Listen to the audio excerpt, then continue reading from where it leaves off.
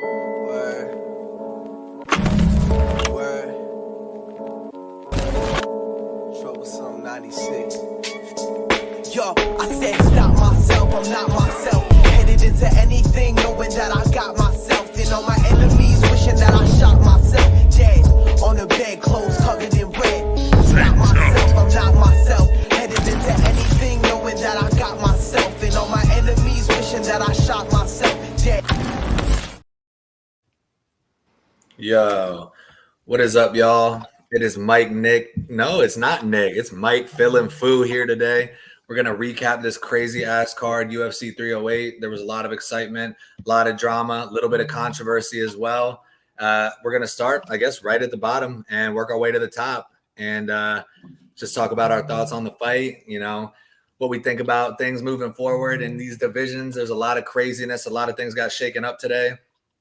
And I'm excited to get right into it. And that being said, we start off with some controversy, don't we, boys? That fight was First bullshit. fight of the night? That fight was bullshit. Carlos Leal won that fucking fight. So I just woke up and like Leal was already in the cage. I'm like, I bet. Let me make a coffee real quick. So I make my coffee. I fucking get ready for the fights, and I'm watching this fight. I'm like, oh shit, Leal might actually is gonna pull off the upset. You know, because I remember from you guys last live stream, you guys were talking about Leal by decision and or a third round finish. So I thought, all right, he's not getting the finish. He's gonna get the decision win. And then I hear 29-28. I'm all right. 30-27. I said Leal all day. And then 29-28. Renat fucking fuckface his name. And it didn't go his way. And I was like, yep. We starting early with the bullshit, boys. It's Abu Dhabi. We starting early with the bullshit. That shit was crazy, man. Like, for me, my most confident, so I didn't have barely any confident picks at all for this card. It's a very, sus card from a betting or pick standpoint. And one of my favorite picks of the week through the course of fight week was Carlos Leal. And even more so, to be safer, Carlos Leal plus 3.5, which means he needs to win one round unanimously. Not only do I think he won the fight 30-27, but the fact that the L included a 30-27 for Renat, so the unanimous one round plus 3.5 does not cover, is absolutely insane. And we started off on that, bro. I was at a loss for words. Me and my friend kicked our feet up. We said 29-28, 29-28, 30-27, Leal, baby. Renat Fakhretdinov. Well, they're bullshitting, bro. I was sick. I guess when you have 3.5, right? So that means like each judge has to at least give one round to Leal, right? And yeah, that one judge that had a 30-27 basically fucked you over. Yeah, cooked it. They could have at least done that for him, bro. They already robbed him. They could have gave him a round. Come on now. Dude, they was so talking if you're watching right now and you don't understand how like the round work and like how bets work, like this is one of the props or examples of how the bets work, like prime example, bro, where judging can fuck up your fucking bet. Strategically. Hey, shout out Jose Comps. Shout out my boy Josie. We were just watching the fight. We were big lit for Carlos Leal. And shout out to Delinquent MMA. It did. Hey, shout out Delinquent too. We got cooked. Chris Barnett broke his foot. We'll get to that one in a second. That cooked our CST bet. That shit was beat, man. I'm sick. Who was on your slip? Or This card was sus, man. So for the CST parlay, we just did Shara Bullet money line over 1.5 in the Abus Magomedov fight. Yeah. Or no, it was under 2.5 in the Ibo Aslan fight, over 1.5 in the Chris Barnett fight, and Shara money line. And Chris Barnett wants to go and break his foot before the fight starts. Oh, but no, I thought didn't he like tear his knee or some shit like that? Whatever it was on his little. Was it when he was jumping? Was it when he was jumping on the cage, or was it when he did that spinning fucking? I think it was the cage because even I said something like, "Oh, he kind of fell back funny when he jumped before when Bruce Buffer was." And then he looks down. He's like, That's when I woke up, bro. I woke up right when that fight was like midway. I'm like, what the fuck just happened? I wonder if Nick was screaming out, live bet. You know what I mean? You see shit like that. Like, hold up. Maybe something's wrong with his leg. We got to take Kennedy live bet right now. But damn, you guys hit 2 out of 3. I mean, Shara, good call because I actually took Armin. So props to you guys. Yeah, I was feeling him today. dude, that Aslan pick was such easy money for you guys because he literally just dog walked that guy.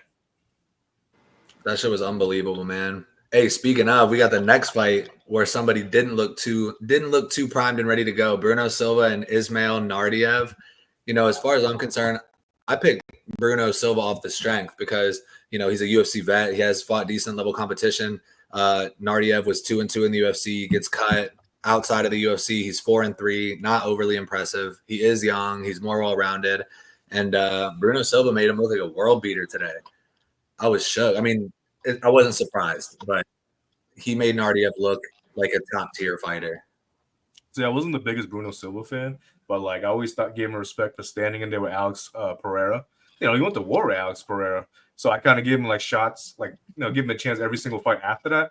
And he just continued to look bad every single fucking time. I mean, he looked good against what? Not good, but he rocked Brendan Allen, I'm correct? Yeah, and he beat Brad Tavares too, but I mean that's not the craziest thing. I don't know. He's just so inconsistent. I just can't trust this man, Bruno Silva. You know what I mean? Especially the fight against Chris Weidman. Well, the Weidman one wasn't his fault because he got eye poked to death. Well, I think Brazilians went like 0-6. No, tonight. I don't know how many there was, but I don't know if a Brazilian won tonight. I might be wrong. Don't quote me on that. I don't have my laptop in front of me. I don't know any Brazilian won tonight. They all lost. Carlos Leal, Bruno Silva, Victor Hugo, Bruno Ferreira, Rafael Dos Anjos, the guy that freaking Ebo beat. So they're all lost tonight. 0-6. Yep, called it. That's crazy. What's crazy too is that my boy told my other boy, was like, yo, put a parlay with all the V's and C's at the end of the names and you'll win money tonight. And he did. But other than that, I mean, that fight, Bruno Silva versus Ismail, I didn't really care too much about it. Yeah. It wasn't anything special. Fareed Basharat and Victor Hugo. Victor Hugo wasn't going to make weight. They ended up having to take the fight at featherweight. I think Victor Hugo weighed in at 146. Fareed Basharat was already cutting. He weighed in 8 pounds less than. And they had some beef at the face-off. Obviously, I'm assuming it's because Fareed didn't like the unprofessional or he wasn't being professional in terms of like not being able to make weight for Victor Hugo. And that's the second time he's missed in the UFC, I believe. Fareed Basharat looked good, man. He was clearly smaller. He looked fast. He was dealing with the pressure and the power of Victor Hugo. I was impressed. Yeah, he's 4-0 in the UFC now. So, I mean, he's on his way up anyways. And Victor Hugo's probably going to get cut, right? If I'm correct. Did he lose like back-to-back fights or not? Yeah, he might. I think if anything, he'll get cut because I mean, in my opinion, he's pretty good. What's up, Capitan Rafucho? Rafa, shout out. Hugo's good. He just missed weight 2 times in a row and didn't win. Yeah. Well, I think he won the first one, but he lost the second fight and then missed weight by a fuck ton. Did he win the first fight? I'm about to check. That's a good question. Let me double check that. How do we feel about penalizing fucking for weight cuts, bro? Like, what? I remember Izzy was saying something like something where it's like where it can affect, you know, but like I don't know. I don't know if that's a thing that can be input into the sport yet, you know. So this was Victor Hugo's second fight in the UFC. He won, the Contender Series fight. He earned a contract with a knee bar, and then he beat Pedro Falco in the debut with a unanimous decision, and then he lost to Fareed Basharat. Other than that, bro, he was like on like a 15-fight win streak or some shit like that. Yeah, so I think they'll give him another chance. I can't say the same for Bruno Silva. Unfortunately, that's 4 in a row for Bruno. So Bruno might get cut. Victor might get cut. It's hard to say.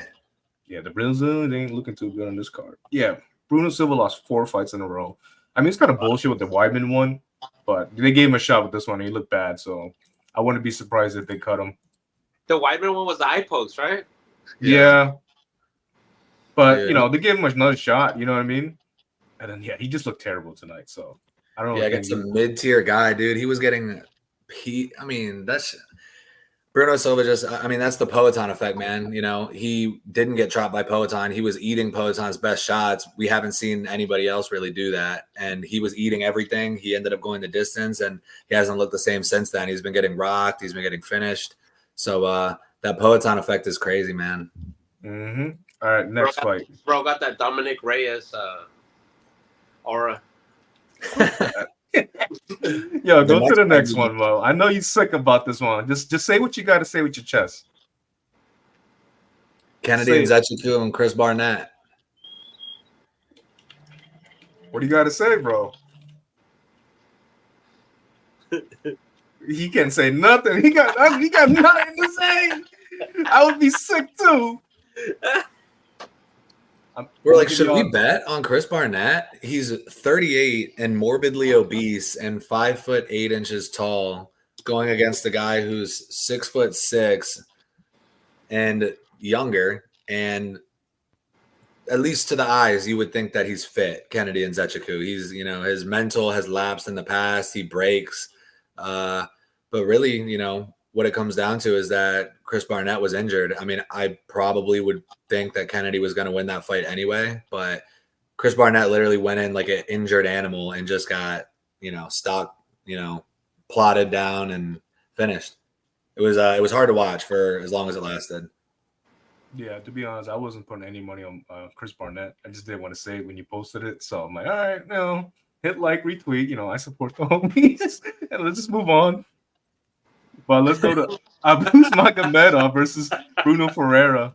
I'm about to grab a Zen. I'll be right back. What you think about that fight?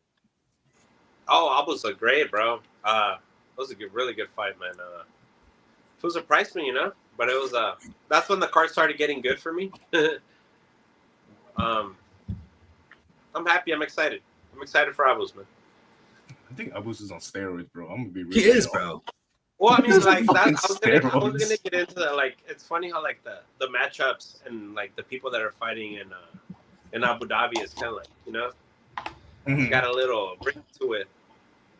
It's funny how after or during the fight they were talking about Abus and John Anik. I mean, I think John Anik was doing this on purpose, but he was like, Abus Magomedov looks like a completely different fighter than the last time we've seen him. He looks fit. And then DC chimes in and he's like, yeah, look at that back. My man looked like Carlos Leon. Yo, he was glazing him in the cage, bro. He said, look at his shredded right now. Yo, the commentary was on some bullshit today, bro. It's pretty much every week, but sometimes it's worse than others. Like it is what it is. I know it's probably hard to, talk about fights from an unbiased standpoint, but a lot of the times they just like piggyback one fighter, and no matter what happens in the fight, they're just advocating for a certain fighter. And it's crazy as hell to me because I'm watching it and I'm like, I feel like what they're saying is different than what I'm seeing. And they just refuse to talk about the other side of the equation. And it bothers me a lot. They were doing that a lot in the Abus fight. Well, they were doing it a lot in all the fights, so I can't really pick one to differentiate from the other at this point. But Abus looked good, man. Steroids or not, he had better cardio than we've seen in the past. Every time he got rocked, he was able to, find his way to a shot and, successfully get Bruno Ferreira to the ground. Felt like Bruno had opportunities to finish the fight. I'm kind of shocked he wasn't able to, honestly. And just when I was starting to complain about Abus, he's going to hold him here the rest of the round. And then he found the finish. And I was like, all right, respect. At least he was, actively trying to finish the fight. I don't know if Abus is just a giant middleweight or just Bruno Ferreira's a tiny middleweight. I think both, dude. Abus is big, man. So, Bruno Ferreira, he's 5'10". I mean, Mike, you tired of this fucking man. Yeah. And then you got Abus Magomedov, who's actually 6'2". He looked like he was fucking 6'6" in there. I'm sorry. If you're 5'10", bro, you gotta be at 170. I'm sorry. I don't, He looks like he could make it, man. If he could trim down a little bit. And I'm saying, bro, because his wrestling isn't that bad. Abus was more of a physical specimen outside of like the power advantage that Bruno carries. It's undeniable he has power. But when it comes to like full body leverage and the ability to, it's hard, man. Abus is a physical presence, and that's for damn sure. And surprisingly, he didn't gas out. So I'm kind of more impressed about that. I know that's why the eyes have been raised. Like, oh, so he's doing a little extracurricular activities. I mean, he's in Abu Dhabi. He's Muslim. I hate to say it. So they're gonna favor the boy a little bit more. But anyways, let's go to the next one. All right, I'm sick about this one. All right, because I was in the shower for this fight because And then I come back to the group chat, and y'all motherfuckers will just be like, "What a war! What a fight!" I'm like, "What I miss?" And I'm like, "Oh, Mateusz Rebecky versus Mirtabek Oralbay." You guys tell me about the fight because I still haven't seen it. I haven't even seen any of the highlights we see, besides the fucking pictures. And so, like, let me first round, what the homie had, what and then the second round, headbutt, what, and then it was just a war, bro. Like, you couldn't tell, like, they grappled, they fucking stood, they're trying to stand and fucking like kill each other, like on some fucking weird shit, like let's just fucking stand in front of each other and kill each other, and like, bro, these fools are banged up. The third round, I mean, it depends how you scored it, like I think it was a split, right? It was 29-28. It was 29-28. It was I think it was a split, yeah. Yeah, it was a split. It was such a war. Like, honestly, like I didn't have any money on this fight, and I would have been happy with whoever won, bro, So but it was a war. Yeah, I think Mateusz Rebecky or Mateusz Rambeski, as they're saying, did enough to win the fight, dude. It was a fucking scrap. And one thing I gotta say, so Oralbay, obviously, he was trying to get his wrestling off.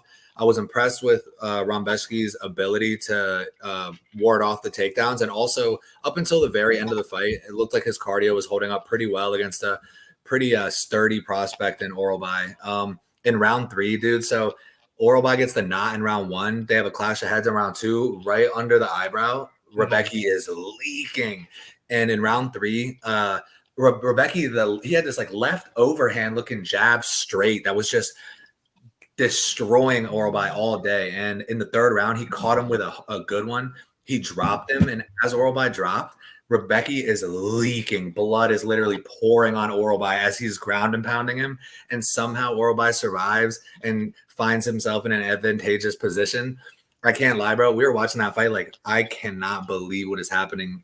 That fight could have been stopped for the eye on either opponent. In that moment, the commentary was at least saying, they're going to stop this. They're going to stop this. Oralbay is tough as fuck. And Rebecky is better than I thought he was. So I think that fight was awesome. We got 2 prospects. Win or loss, I think both of their stock went up, in my opinion. I think it was live. It was a pretty damn entertaining fight to watch. I'm not going to lie. So would you say, how would you pronounce it? Rebecky? Yeah, they were saying Rambeski, even though it's spelled like Rebecky. They were saying Rambeski. So is he legit? Would you, in your eyes? See, a lot of people I saw on social media were talking shit about him because of his performance against Diego Ferreira. But in my opinion, and Nick chose him in our last video for the Rebecky Diego Ferreira fight, he picked CDF. And a lot of people were saying, oh, he got fraud checked by CDF. Like, bro, only people who are beating him are the upper echelon. And Rebecky almost had him out of there. So as far as I'm concerned, Rambeski is still a prospect to look out for. I think, potentially top 20, top 15. He handled Oralbay. Well, I don't want to say handled. He got past Oralbay. And I think, a top 20 matchup is next for Mateusz Rambecky. I would have to look up the rankings to pick somebody for him, but I think that he has opportunities for big fights going forward. Okay. So you think he's on shitty? What is that? 170 or what weight class is that? This was at catchweight at 160. I don't know if it was because of a short notice. I wasn't completely sure, but it seemed like it was coming from Rebecky's side, and they had to do. Yes. Hey, shout out Glizzy in the chat. Oralbay and Rebecky both deserve massive bonuses. They put it all out there, man. This is a fight I'm gonna have to rewatch because I missed it. Like I said, I was in the shower getting ready to go do shit. But it is what it is. Hey, would you book him against Benoit Saint Denis? Dude, I was thinking that. I low key after Grant Dawson's last performance, I don't know if they want to feed Saint Denis yet, but Saint Denis in a weird position because as we can see, he isn't, I don't want to say as good, but he's very green in the sport of MMA, and he's been getting his ass beat. So I think they need to drop him down, give him somebody who's a winnable fight. If they give him a Rambeski, he might beat the fuck out of him. It's hard to say at this point. I mean, let's say Benoit Saint Denis, Bobby Green. That's a winnable fight. I mean, but Bobby Green, I don't know if he deserves that. He might get brutalized. It's a name. Give him T-Rex. Give him T-Rex. Now you're just being mean, bro. T-Rex Y'all isn't believe bad, me. though. I They mean, could he's give him got less. Nazim Sadikov, give Benoit Saint-Denis Sadikov, and give Rombeski Grant Dawson. Fuck it. Ooh. That might be Let's- too high up. I don't know, but we could talk about this one. Nah, Jeff Grant's Neal way too- versus RDA. What do you guys think about that one? That was unfortunate, man. It's RDA's birthday today. Happy birthday to a real legend. He turned 40. One of the best ever resumes you'll see in the sport. He's fought everybody at 155 and 170. He fought Neil Magny, Kamaru Usman, Colby Covington, Leon Edwards, and he's only been finished. He has He only got finished. This is his first time getting finished at 170, man. And it looked like it was due to a non-contact knee injury. I mean, he was losing, but it was unfortunate the way that it went down. Shout out to my homie Andrew Feldman, Ariel Helwani's best friend. Big shout out. He does have a crazy strength of schedule, man. He's up there with like Chael Sonnen and Dan Henderson. These guys have fought everybody. I'll be honest, I used to hate RDA growing up because he would beat all my favorite fighters. Like Yeah, he man. beat Nate, he beat Pettis, he beat Cerrone, he beat Benson Henderson. I just like fucking despise this man when I growing up. But then like nowadays, I obviously appreciate him a lot more. But like, damn, like dude's like, how old is he now? 40? He just Yeah, he turned turned 40 today. Hey, he low key he would have fucking wrecked Connor, bro. Remember him and Connor had like this little beef going on. Dude, that Now makes me that- so sad for him now, though. Like, he never got that fight back. You know what I mean? That fight was hype. Even Dana was like, I don't even think Connor could beat him. But then Eddie Alvarez, shout out to Vinny. Alvarez knocked Hey. RDA's block off. Not to sound salty, but 6 years ago, RDA is smoking Jeff Neal. Yeah, agreed. Yeah, no, fuck Agreed. yeah. Do you think like, hey, was it like an injury or like do you think like he felt the hands of steel and shit and was like, I'm good. I got my career. I got my Dude. fucking. I fought all these fools. Got my paycheck. The I don't dude think is that's in 40 his today, blood, dude. man. The dude is the same age as you, fool. I don't know, think that's like, in his what the blood. fuck he doing there? How's your knees feeling right now? I had to unfold them right now, bro, because they fell asleep. Like Yeah, shit, fuck. bro. All right. All I'm gonna say is RDA needs to retire. If you want to give him a winnable fight in his retirement fight, give him like a nice send off like Robbie Lawler and a couple other legends. You know what I mean? Give him that to him in the U.S. or Brazil. Let's give him a good setup. And for Jeff Neal, I don't know. I'm like up and down with him. Like, is he like he might be making his way out of the top 15 soon, or just be like fed to a young guy? Maybe like If Michael we- Morales. That's actually good. Michael Morales versus Jeff Neal. That's a big step up for Morales. But also, if they want to feed Jeff Neal, I don't know if they want to feed Jeff Neal to somebody yet besides a guy like Michael Morales. But I think MVP would be a good matchup for MVP to showcase his striking as well. Mm-hmm. That'd be a good fun one. MVP would smoke Jeff Neal, bruh. And he's old too. Mhm. Or Chitty. Dude, you on the Chitty bandwagon train, bro? That's not bad. Chitty Bang Bang, give him an opportunity to get into the rankings. I don't. Is Jeff Neal ranked still? He's number 12. Yeah, dude, that could be a way to get Chitty up there if they're trying to look to push him. I doubt that fight would be as entertaining as it Bro. sounds. Though. He looked so good at 170, though. I'm not gonna lie. At 185, he didn't have no cardio. His last fight did look good at 170, man. Isn't Chitty like freaking 40 years old too? He's Hey, he's man. getting old, man. What the fuck? Stop. Chill with the 40-year-olds, bro. Like, what's going on here?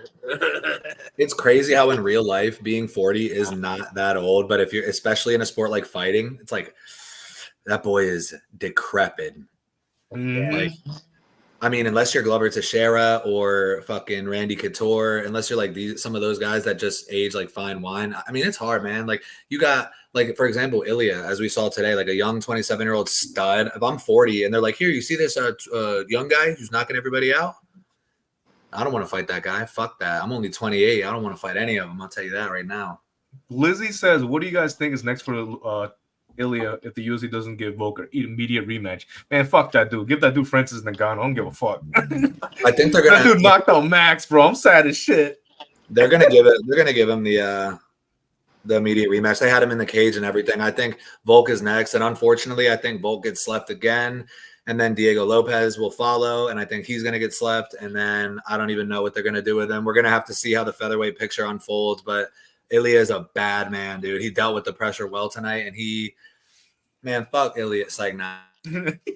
Dude, like All right, before we get more into it, but Tell I'm me just what's- saying, like, that shit broke my heart, man. I was like, fuck, dude. Like, my heart just, like, dropped when that shit happened. But if I were to give anybody, I mean, there's Australia in February, right? But that might be a little too soon for Topuria, because why should Topuria pack up his bags real quick and go? You know what I mean? He's the champ. And the rumors is that, from what I'm hearing, is that maybe Spain in May. That makes the most sense. Ilia already said he doesn't want Volk in Australia. He said, I'm the champ now, so why am I going to go fight in his backyard? He can come fight in mine. Yeah, and he just knocked out fucking Max, and he already knocked out Volk, dude. He's been like knocking everybody out, dude. I don't know, man. He knocked out an unknockable person or whatever the fuck, you know, like a person that nobody thought could be fucking knocked out. That's when you know, like, damn, that kid is the truth. Yeah, he is. But we'll get to that. Let's hop into the prelim headliner. We got Ibo Aslan versus Rafael Sequeira. And Give him Glover to Jera. I've seen enough. Oh yeah, you just love the 40-year-olds, huh?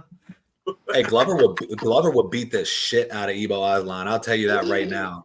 I guarantee it. I'm with you, Mike. He'll take him to the ground. He'll punch his teeth out like Anthony Smith. Ooh. I guarantee it. I mean, Ibo's probably going to be maybe on the borderline top 15, right?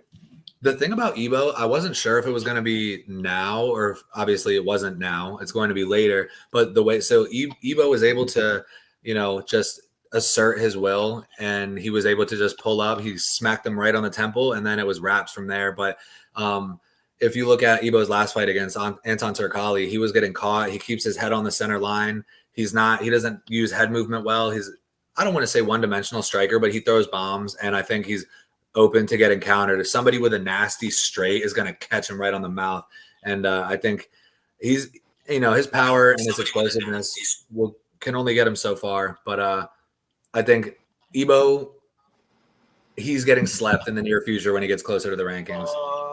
I agree with you. Cardio, so yeah. I mean, he beat the dude in under a minute, so it's not really much you can say besides he just blitzed the shit out of that dude. And that dude was making his debut, if I'm correct, right?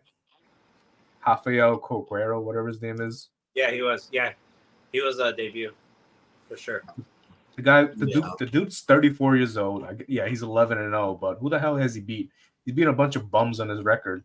So yeah, it doesn't really prove anything for Ibo for me. Maybe the UFC can get behind him. A Turkish star. Shout out to Ibo for having Gokhan Saki in his corner. That was badass. If you have Gokhan Saki in your corner, you better fucking win like that. I wonder who they'll give him. They could give him Is Jimmy Cruz still around? They could give him Bogdan Guskov. I think Guskov is actually booked. Bogdan's a problem though. They could maybe Jan Kutalaba make him go up against a young up and comer again. He just beat one, even though the guy wasn't young. I actually like that fight a lot, actually, because Kutalaba is actually coming off a win, so that'd be something interesting to see. Yeah. Two sluggers, they'll go at it. Right. Glizzy, I agree with you. Volk's going to get slept again. That's a shame. We don't need to talk about it, though. We'll cry when it happens. So that was the prelim main event. So, I mean, we could go to the first fight, the pay-per-view card. Yeah, let's get it. Shara Bullet and Armen Petrosyan. And I got to say something real quick, just because we actually had a decent amount of people in the chat here when me and Nick were doing our breakdown. And they were all telling me Shara's going to get smoked. He doesn't have hands. And to be fair, the reads were proper. Armen looked pretty good, but Shara Bullet was using those hands today. Is he the first person to land a double spinning back fist in the freaking UFC? Bro. Without looking, bro. He wasn't even looking. That's the crazy part. Yeah, say what you want. He's probably will be exposed by a wrestler, but he's pretty entertaining to watch. I'm a hater of Shara typically, but I was very entertained watching that, and so were my friends watching with me. We hopped up. Oh fuck! Oh my god! Right at the end of the round, bro. That was pretty sick, man. Yeah, bro. I ain't gonna lie. I kind of had a little prop bet. I kind of put Armen by TKO. But we gonna get no. I thought like Shara was gonna gas out because like Armen came out hot. Like he looked like he was about to finish him in the first minute. And I was like, yeah, let's fucking go. Expose this motherfucker. And then he like slowed down. I'm like, oh, we're back to the same Armen Petrosyan bullshit again. Fucking picking his shots from the outside and everything. But Props to Yeah. Shar. He didn't look too bad. He turned up in that second round though. Like he was turning up. One thing about Shar that I'll say, he was checking the leg kicks well, dude. Most of the leg kicks that Arman threw, he was checking, and I think, you know, had that not have been the case, Arman would have been able to slow him down. But he was on point. He was quick with his checks. He was, you know, sending stuff back. I was worried in the first minute too. It looked like he got rocked. He was concerned up against the cage. I was like, damn, bro, I'm about to get shit on again in the chat. All my picks are going crazy. Not going crazy today. Bro, yeah, the group chat was getting fucking cooked. Yeah. I ain't gonna. So, like I said, I picked actually Arman, so I'll take my L on that one. I lost money, but it's okay. I had Arman and I had a switch. Like, bro, he was getting too marketed, bro. Like when I started seeing him with Nina, and I'm like, yeah, there's like this shit like too set up for him not to fucking lose, you know? Yeah, that's kind of how I felt not to too. win, for him not to win, you know? Like I said, yeah. It felt like too set up. But they gave him a striker, another striker with short arms. And it's crazy because I said it in the video too. I understand why people are fading him because he has been underwhelming so far in his UFC career. Like he's taking Trocoli, whatever his name is, on short notice to a third round stoppage when he, that should have been a layup first round knockout for him. He hasn't looked as good as he possibly could, but that double spinning back fist was an insane highlight for the tape. And I think today he delivered in Abu Dhabi for the fans. So that was a banger in my opinion. The whole fight was tense, man. My boys were texting in the group chat. They're like, "Oh my God, this is sick, bro. The tension's crazy." Cause they were just, they were trying to get each other out of there, and it was fun to watch. It felt like a parlay killer, like that literally was probably like the main parlay killer. Cause a lot of people picked Arman, so. Yeah, he might have been the fate of the week for a shit ton of people, man. But shit, love this sport, Fuck. Love this shit. Fuck your parlays. Not play. Shara actually won 50 G's tonight, too, along with Topuria, Khamzat. So they were performers of the night. And Mateus Rebecky versus Oralbay was the fight of the night. So that was no doubt. All deserved. 100%. This card was pretty fire, man. I was about to say, I can't wait to watch the interview, to watch the press conference, but hell yeah. Thanks for that. So who do you guys give Shara Bullet next? If I'm the UFC, like if I'm the UFC, but if I'm trying to think how the UFC is thinking, I would assume they're going to give him another striker. Let's say Roman Kopylov coming off a loss. I think Roman Kopylov's sitting right on the edge of the top 15, if I'm not mistaken. So I think that is a fight that is dangerous because you got Arman Petrosyan, great, pretty good striker, and now you're going to give him a guy who's a little bit more dangerous of a striker in terms of like his finishing percentage. Yeah. I think Roman Kopylov is a good matchup, and I think it's a dangerous matchup for Shara as well. I think they'll wait a little while to give him a wrestler. Mm-hmm. Unless they give him a weak wrestler, maybe they give him Andre Petrosky or somebody of that caliber where he's able to defend takedowns and still get off his offense. I think I'll be interested to see who they give Shara next because I know they want to build him. It'll be a sick fight because I listed a couple fights on Twitter. I said RoboCop would be fun. Yeah, I saw that. What about Michelle Pereira? I feel like Pereira might wrestle him though. I feel like he might get him to the ground. And Pereira got the fuck beat out of him, bro. He's not fighting for at least 6 months. I don't even want to get started on that. That was and people had the nerve to say that fight was boring. I was like, bro, it was sad because somebody was getting brutalized on TV in front of their friends and family and the rest of the world for 23 and a half minutes. Yeah. People don't like fluffy supremacy. It's fine. Bro, he's him. If you can't finish him early, you're fucked, bro. Pereira got abused in that fight. And so he definitely needs some time off. But I like that RoboCop fight. You know what I mean? Both guys aren't ranked yet. So that'd be a fun fight for like maybe a co-main event on a fight night card.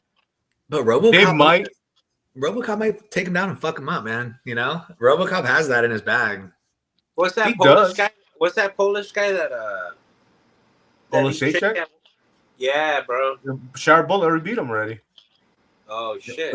Well, there is a Polish guy who's coming off. Well, he came off a loss against Ihor Potieria in his debut. I can't remember his name, but he's not great. I doubt they give him somebody. Potieria is that Swedish guy or no?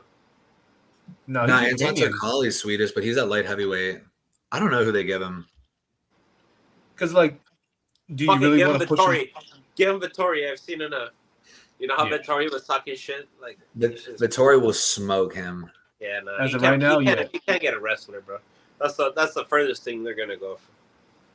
Fucking Petrosky sounds like the go-to, route. I mean, shit. Yeah, that'll at least that way they can be like, look, he beat a guy who wrestles. What are you gonna say now? So I can see that happening realistically. I feel bad for Andre Petrosky. He's from Pennsylvania, which is right near where I am. So, but he's not DMV, so fuck him. Just kidding. Big love. I was thinking Gerald Mearshart, but he's fighting fucking what's his name? The reindeer, Rudolph the Red-Nosed Reindeer, at UFC Apex 100, yo. Sorry, all good. The debut of the former 1-2 division champion on the Apex card. That's fucked up. And he called out Paul Craig. He had the best call out of the year, like in terms of like what makes the most sense. He said Paul Craig in Tampa in December, and they were like, nope. Apex. Whatever, man. It is what it is. I ain't no matchmaker. But this fight right here, Lerone Murphy versus Dan Ige. What you guys think about that?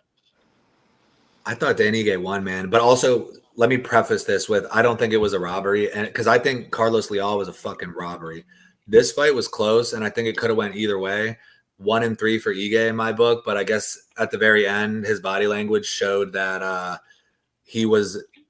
Lerone was the fresher fighter at the end of the fight. I thought Dan Ige did enough, but I knew it could have went either way, and I had a feeling it would be Murphy. It was a good fight, man, and Dan Ige isn't the type to gas. He's very good in the third round typically, and he has cardio. So I don't know what caused that to happen. I think it must have been either the body work that Lerone was doing or the wrestling that Lerone was, putting on him. It was interesting to see him get so tired at the end of the fight. I was surprised by that. Lerone's a fucking dog. I ain't gonna lie. Like, he gets cracked in like almost every fight, and he always comes back and win. Like when he fought Edson Barbosa, he got hit with that up kick. Remember that shit? Yeah. And then when he fought, I forgot. I think he got cracked by somebody else. Was it Kulabog or was it Santos? Kulabog was doing good against him. Gabriel Santos was cracking him, bro. I thought Gabriel. Yeah, that's the fight. Yeah, Gabriel's good, man. I'm excited for him too. I think he low-key could have took that, but as it stands, I believe Lerone Murphy's 15-0, 8-0 in the UFC. Mm-hmm. He needs a top 10 opponent expeditiously. It was crazy too, because in the group chat we were saying like, "Yo, we thought Lerone Murphy was a lot younger. He's 33." Yeah, they need to hurry up with him, bro. His time's coming. They need to push him up the rankings now. It's now or never. I thought he was give him Brian Ortega, bro. Fuck it. Ortega's going to 155. Whack. So, I mean, Lerone Murphy definitely is a top 10 opponent. I mean, this guy's available. He called out Josh Emmett. Like, what the fuck is Josh Emmett doing? I like that. I like that. And I think Josh Emmett can win that fight. Josh Emmett's top 5. So if Lerone Murphy can beat Josh Emmett, he's going to find himself in line for a title shot soon. So I think that's actually a really good call out. And that's a scary fucking call out, dude. Actually, Emmett's actually number 8 now. Oh, my God. What about Yair? Yair's number 4, and apparently they want him for the Mexico City card in February. I don't think Lerone can fight in February. So, I mean, Josh Emmett and him makes the most sense. I think they want to do Honor Allen Yair next in Mexico City. That's a banger. And then Mosfar is fighting Aljamain Sterling. And Diego Lopez, I don't know, man. He might get the rematch against Mosfar. Mosfar beats freaking Aljamain. He don't want it though, because why does Diego need to fight him now? Because he already leapfrogged him. He wanted the rematch, and now he's ahead of him in the rankings, if I'm not mistaken. Isn't Diego top 3 now? Yeah, but the thing is, like, I think the UFC wants to push Volk and Topuria too now. So Volk's number 1, Max is number 2. Max just got knocked out.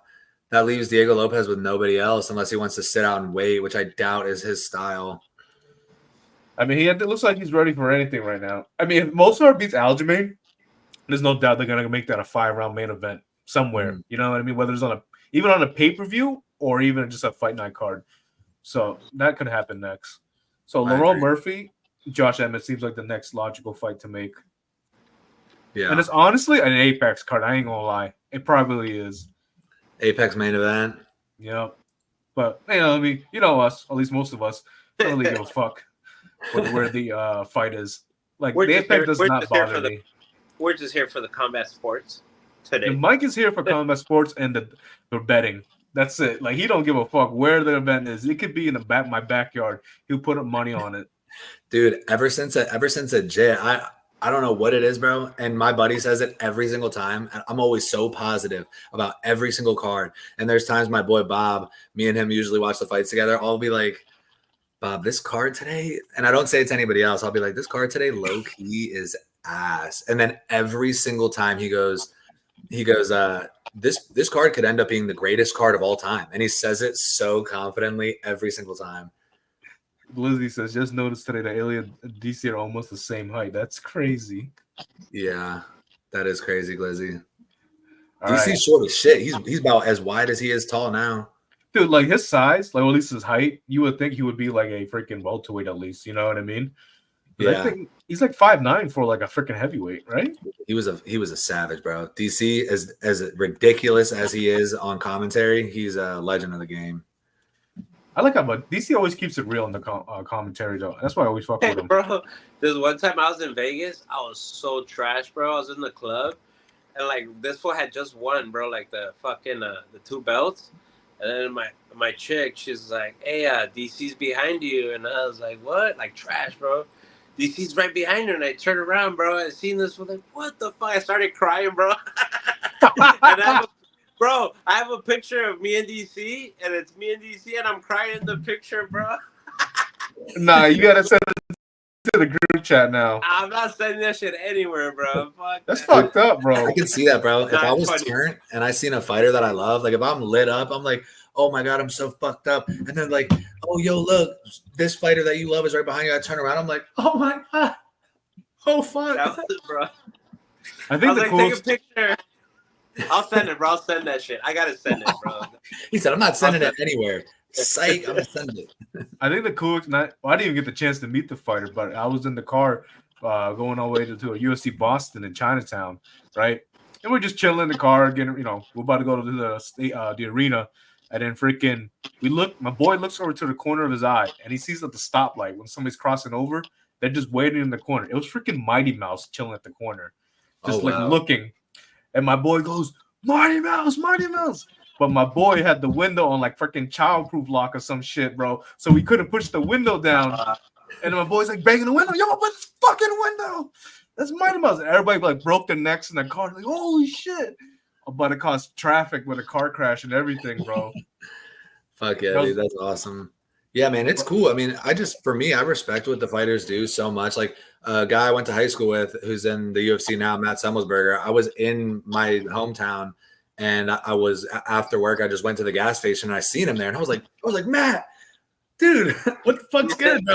I was still starstruck, and he's just a guy from the hometown. And it's just when you go out there and you put your, essentially put your life on the line as much as you can in a sport, it's a very admirable thing. And it's a very vulnerable thing to do as well. So I respect any and all fighters, even the ones I hate, like Pat Sabatini. Sorry for you to take the stray there, Pat. Shout out to Pat. My boy's brother is actually Andrei Sukuntov. He actually fought Sean O'Malley, like on the pay-per-view card. Remember when that Asian dude freaking kind of fucked it up for himself with taking down O'Malley? Yeah. Oh, fuck. Yeah, that's my boy's brother, and like I hate reading on Twitter about him because everybody's like, this guy has the worst IQ, and I just like I kind of have to agree with them because like some of his fights, you just like look at him like, Andre, what are you doing, bro? Come on, man, you lost this fight for you because it's your fault, your IQ and everything. But anyways, fuck it. I don't want to talk about that shit anymore. But next that'll fight, move us on to the absolute banger of the night: Magomed Ankalaev and Alexander Rakic. Dude, that fight sucked. Like, I don't care if fuck anybody says. Like, bro, right. A part of the reason why it sucked because I had money on it. So, man. fucking. Remember, I was telling you through text. I was like, "Yo, Magomed's gonna make a statement tonight, right?" And I was like, "TKO went on the parlay. This motherfucker didn't do shit, man." Yeah, I agree. Bro, like, if Dana wants you to make a statement, right? He's like, "Yo, prove to me why you're next for Alex Pereira." Because, again, you might get passed up again, like Khalil Roundtree passed you up, right? Oh, my God. This fight drove me crazy. Do you think he'll get passed up again, though? Do you think he'll get passed up again? No, He'll get passed up? This is what I think here. So you know, if Magomed Ankalaev had gone out there and finished Rakic, then you can be like, oh, now we got to set this fight up. But it was kind of a boring, slow fight. Magomed Ankalaev, although he looked pretty good, he didn't really show any killer instinct. He was comfortable, you know, just following Rakic around, not really pressing a finish, just throwing that one left hand down the pipe that was landing all day. And, you know, I think now the conversation can be with the UFC. The UFC can sit there and be like, Magomed Ankalaev couldn't finish Alexander Rakic. He just did in the second round. And look what Poatan did to him. At this point, you know, fuck going with Magomed Ankalaev. We're going to set up that super fight with Tom Aspinall after this John Jones, Stipe Miocic thing gets figured out. They're both going to retire. Tom Aspinall is going to be there. You know, he's still going to have his interim belt, but I guess in terms of like a vacant, like actual heavyweight belt, because the actual champ retired, they're going to need somebody to unify the interim and the world championship belt, and they could bring up Poatan on a very hot streak. So I think that Magomed Ankalaev could have shot himself in the foot there, not pressing a finish, especially when he had Rakic hurt. And also shame on Rakic's corner for telling him he was up 2-0, bro. Yep. It could have been 1-1, but easily it could have been 2-0 in Ankalaev's favor going into the third round. If I was Rakic's corner, I've been like, press his fucking ass, bro. Stop floating around the outside. You got to do something. So I was disappointed in that. I love Rakic, man. All right. You know, usually I think he's a very technically sound fighter. I think he's very talented. He's very skilled. His stature is insanely imposing for the division, but, you know, tough matchup. Yeah. And I like that matchup. The leg kicks were there, you know, like he came, like the leg kicks he tried, you know, but it's a good fight. I feel like the corner knew something we didn't. Dude, I felt like Magomed was just doing the same thing throughout the whole fight. Like, he was just only throwing lefts and then a head kick and then like a low kick. Like, it was just like the same thing I was watching 24/7. You know what I mean? He like, I was screaming at the TV. I'm like, bro, why don't you mix it up? Like, why don't you switch stances or something? Go like clinch him up, press him up against a clinch, and then throw some elbows in there. You know what I mean? Like something. You know what I mean? Yeah. And he was tagging his body, and like he just didn't go to it enough, in my opinion. That shit was pissing me off. I'm like, bro, like, I mean, for 205, like they were fucking putting in work. I mean, you know. Yeah, but they should have done more. I don't care. Yeah. They both should have done more. And I'm not like I said, I'm not trying to be a hater or like over critique professional fighters. No, I get it. This is the division of Chuck Liddell and like the GOATs. You know, like this division, like. They didn't fucking go all the way. Every fight. It's not even just like the history of it. It's like, bro, prove to me you won a title shot.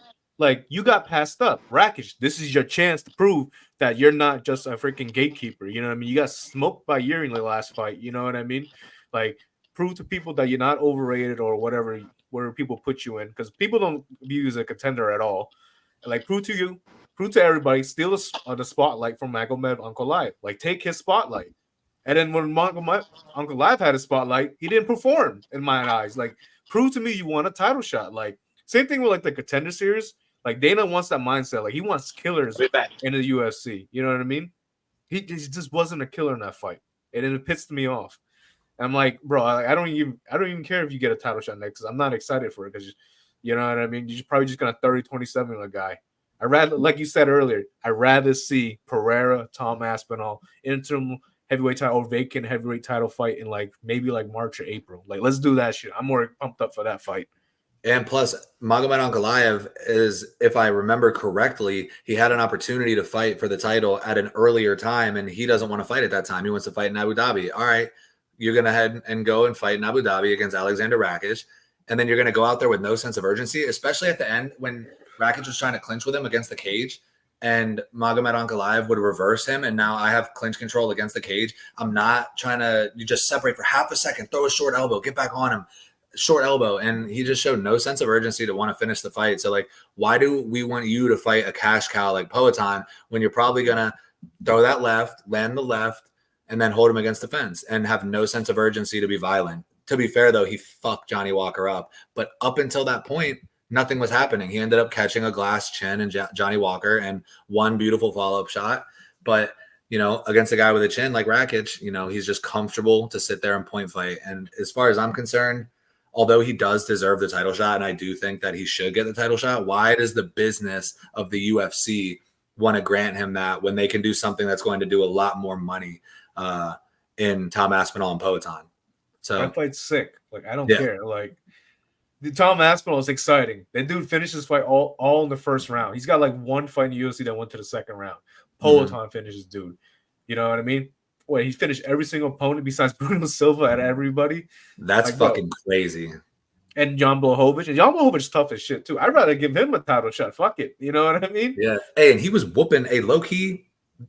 That fight with Magomed Ankalaev and Jan Blachowicz. Jan Blachowicz won that shit. I don't care what anybody says. I agree with you. He destroyed Magomed Ankalaev's leg, and then Ankalaev laid on him for the round 4 and round 5 with no sense of urgency to finish the fight. He was just so content, like, oh, this will win me the fight. And I guess I can kind of say, like, okay, yeah, I guess if you're on top of him and both of you are doing nothing, you at least have an advantageous position. But at the end of the day, first of all, nobody wants to see it. Second of all, you were getting your ass beat, and now you're just laying on him. I get angry sometimes about some of these decisions. I mean, it was a draw, which is okay. And yeah, it's okay. Like, I'm not mad at it. yeah, It gave us Jamal versus Glover. I actually love that fight, to be honest with you. I had a good time watching that one. Yeah, that one was fucked up. But I mean, where do we go now in the light heavyweight division? Magomed Ankalaev did not improve his stock whatsoever. Rakic didn't either, and I'm upset. I thought Rakic might have done better. His head kicks in round 1 were looking pretty slick, pretty powerful. It is what it is. It's a tough stylistic matchup for anybody, but I don't know if Magomed's next. I think Poatan, dude, I don't know. Poatan's gonna want to fight him, and people were posting on social media. They were like, "Oh, Poatan's licking his lips watching this fight." But in my opinion, bro, I don't think Magomed Ankalaev wants to strike with Poatan. And if he does, that's what me and my boy were saying. If he does get the title shot and he outstrikes Poatan on the feet, I'll be impressed. I'm already impressed. He wins a lot of fights, yes. But if he actually goes out there and strikes like he says he will against Poatan and wins, massive. You know, it's kind of crazy too. So I'm looking at the screen right now, and I'm looking at UFC Macau's fight card, and that is exactly about a month from now. And then you got Carlos Ulberg, who's fighting Volkan Ozdemir. All I'm saying, if Carlos Ulberg smokes him, I'm not against that fight because there's actually a real story to that fight. Yo, I got to get my boy Izzy back. You know what I mean? Ooh, yeah, that's actually striker versus striker. I mean, they did it with Khalil Roundtree. Why wouldn't they do that with Alex Pereira? And Luke, dude, think about it, right? What if UFC was just like, yo, you smoked Volkan Ozdemir? We need a headliner in February for Sydney or Perth, whatever they're going to. Alex Pereira, Carlos Ulberg. Right there. That's a headliner right there, bro. Fun fight. Both dudes knock each other out. Pereira can knock out fucking Ulberg and be like, yo, Izzy, I just knocked out your boy. Now get your ass up here to 205 and avenge him. You know what I mean? Yeah. And also, it based on like timelines and everything, I know Magomed Ankalaev is like particular about where he fights, when he fights. Let's say Ulberg takes no damage, knocks him out, round 1, clean. Volkan Ozdemir is damn good. And then they're like, hey, Magomed, you want to fight 2 months from now on this day? Pereira said he's down. He's like, oh, I can't fight in 2 months. All right, fuck you then. Ulberg can, you know? Exactly, bro. I'm down with Ulberg. I'm a big fan of Carlos Ulberg, too. You know what I mean? I'm a fan of strikers. There's no doubt about that. But, hey, in my eyes, that's a better story to sell. You know what I mean? Magomed Ankalaev. The Russian dude that's supposed to fight next. Like, there's no story with him. You know what I mean? Like, he fucked up his chance. He's picking and choosing. You know what I mean? They did it to Bilal. Shit, they made Bilal wait forever and a day, bro. Dana could just be like, Magomed Ankalaev is next. And then they'll book Alex against Ulberg. Everybody's like, I thought Magomed was next. And they'll be like, yeah, he is next. He's next after this fight. You know what I mean? You know how Dana loves to spin it? You know what I mean? Right. Dana's like the king of like spitting shit. Yeah, bro, Dana White knows what he's doing. He's a sneaky, slick motherfucker. Mm-hmm. But the next fight. Yeah, let's go. Hold up. I gotta pull up on my. Here we go. Yo, Khamzat. Oh my fucking god, bro. Yo, he fucking destroyed Whittaker, bro. Did you see the picture? Yeah, Did you see the fucking picture? Let me see if I can share it right now. Yeah, that was unbelievable. And I saw MMA Guru tweet about what could have messed up his jaw. because he said it wasn't the what the fuck, R.I.P. Joe Rogan. I just saw somebody tweet that. Nah, that's bro. It's like I forgot. It's like a thing. I don't know. R.I.P. Joe Rogan meme. I don't know too much about it. I think Khamzat landed a elbow from the top position right before he locked in the choke, and people were speculating that the elbow was what caused that to happen. So when he cinched onto the jaw, that Robert Whittaker, obviously he felt that his jaw was caved in and tapped instantaneously. That's what I was confused about. I was like, damn, he kind of tapped quick. Like, did he have like a broken jaw or something like that? But then we get a picture. I'm like, damn, dude, his mouth got fucked up. Right. And that's what I was wondering too, because we were, even right when it happened, we were like, did he break his jaw with the squeeze? There's no fucking shot Robert Whittaker is tapping to a neck crank. There's at least not that quick. There's no fucking chance. And, as we can see, this is the reason that he tapped as quick as he did. And Khamzat shot from a fucking mile away, was able to get in on the legs, got him to the ground. We knew this was going to happen. It's only a matter of, is Robert Whittaker going to survive? Is Khamzat going to find the finish?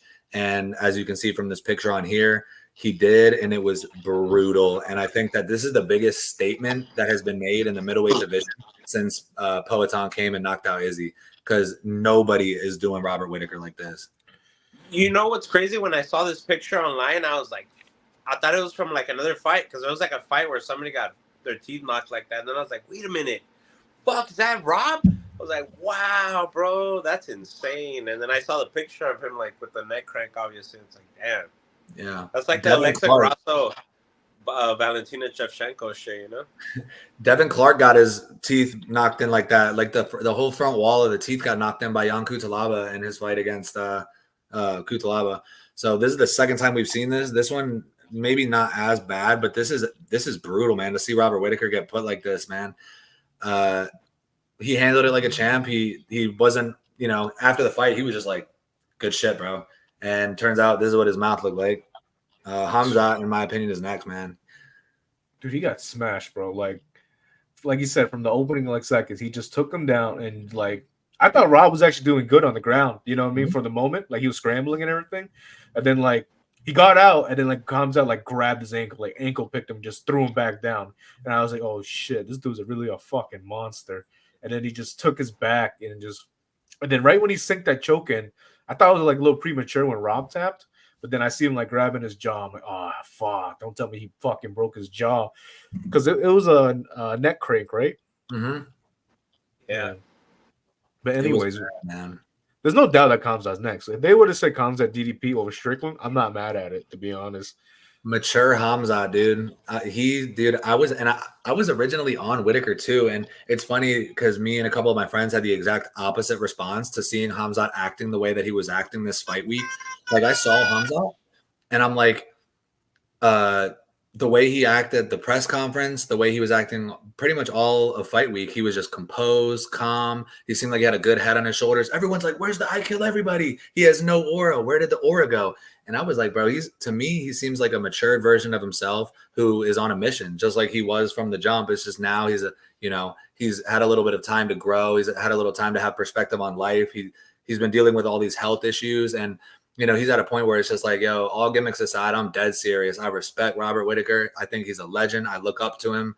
And, I want to be a champion just like he was. I want to be a champion just like Ilia is now. And he went out there and he made a fucking statement and a half, dude. I got goosebumps, man. I think Khamzat I love Khamzat too, man. I wanted Robert Whittaker to win, because how the hell am I going to root against Bobby Knuckles? And at the end of the day, I feel bad for Robert Whittaker, but it looks like it's Khamzat's time. At least it's Khamzat's opportunity to go out there and prove that he's the best in the world. And I'm excited for whenever that happens after DDP Strickland. However that goes, me personally, I think Sean Strickland won the first fight against DDP. It was close. It was close. It was very close. But I do think I would rather watch DDP Khamzat than I would rather see Strickland Khamzat. DDP Khamzat is the more intriguing fight, in my opinion. So I hope that happens. I don't know if they'll do that fight in the U.S. because like apparently like Khamzat's having visa issues or whatever his connection to that dictator apparently. So it seemed like it would be like a freaking Abu Dhabi card, like probably like next year. You know what I mean? But do you Or think maybe, they'll put DDP or and Strickland on ice for that long? Like, No, I I mean, think they've that will been. happen sooner than later, and then Hamza is next after that fight. DDP is a bad matchup for Khamzat. No way he would ragdoll him like Rob. That's the fun part, because what is he going to do when he goes? Because from what we've seen, DDP, unstoppable force, Hamza, unstoppable force. What happens when you put them two in the cage together? You know, that to me, I'm fucking. That's that, and I think that's a super, super profitable pay per view too, man. Get a nice second title fight or another 5-round title eliminator as the co-main, and I think you got an absolute banger of a card. Set up some good fights for the main, some sneaky prelims, and I think that one's gonna do numbers. Yeah, I think it would do numbers too. I think that's a big fight they should do. I mean, yeah, Strickland that Strickland fight is always going to be there. Yeah, he can go bitch on Twitter and stuff like and all that, but like, yo, And you come on, can guys. and Like, let's you do can pair him this with fight. Topuria. Like, if you do a stadium fight, trust me, if you're in Europe, you're gonna want to see Khamzat versus. The rugby world is crazy in South Africa, so like, and the soccer, footy. So it's you got Topuria and you got them two in the undercard. I mean, in the co-main event. Shit, hey, give me Ilia and Connor. I don't give a fuck. You know. Yeah, if Connor even comes back, bro. Like at this point, like Nah, but I mean, it's there. You know, like now, like it seems like a stadium shows a possibility. You know, like it's getting there. Hopefully. I want Ilia to defend. This is just a side note for me. What I would love to see, dude, and I'm not. I'll get to it, but Ilia defends against Volk again. He defeats Volk, and then he takes on Diego Lopez, beats Diego Lopez, and maybe a Movzar, or maybe after he gets those 3 title defenses, Max, Volk 2.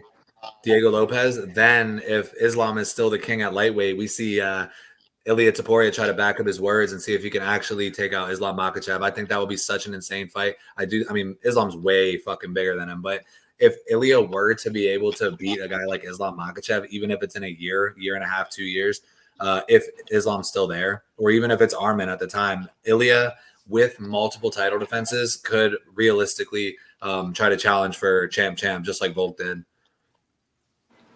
Per sources, I heard that Patty Pimblett might be the champ during that time, so we might see Patty and Topuria. Sanitizer boy. dude, if Patty actually becomes champ, dude, I think I had to stop watching the sport. Hey, Patty's good though, man. No, Patty's you good. can't, bro. He's one of the first ones that actually made me start watching outside of the UFC. You know, like Cage Warriors. I didn't know what the fuck Cage Warriors was before Patty, bro. So you know what's funny too? Like when I first started watching Patty, I was like, I just graduated high school, I think. So I was like around 18. I was 18. So freaking that was pretty much 11 years ago. And now he's finally in the UFC. Dude, he had like the most shittiest performance I've ever seen. And he still won. And then like now when I watch him in the UFC, I guess he's a little cleaned up, but his striking is still ass from like 11 years ago. So like, and he's finally gets killers in the fucking lightweight division. So I don't really have that much high hopes for Patty. He'll be a top 15 guy, no doubt about it. But as like a title contender, it depends. You know, I mean, maybe he'll get lucky in a couple fights, or they project him to the top. It needs to happen. Like if Patty's gonna want to be a title contender, it's gonna have to be. I would say Moicano. Moicano might not want that fight at this point, but if he wins one more top 10 fight, then they give him Benny Dariush, who I believe is still top 5. If he beats Benny, then they can push him and say, we want him to get a title shot, especially depending where everybody else is timeline-wise.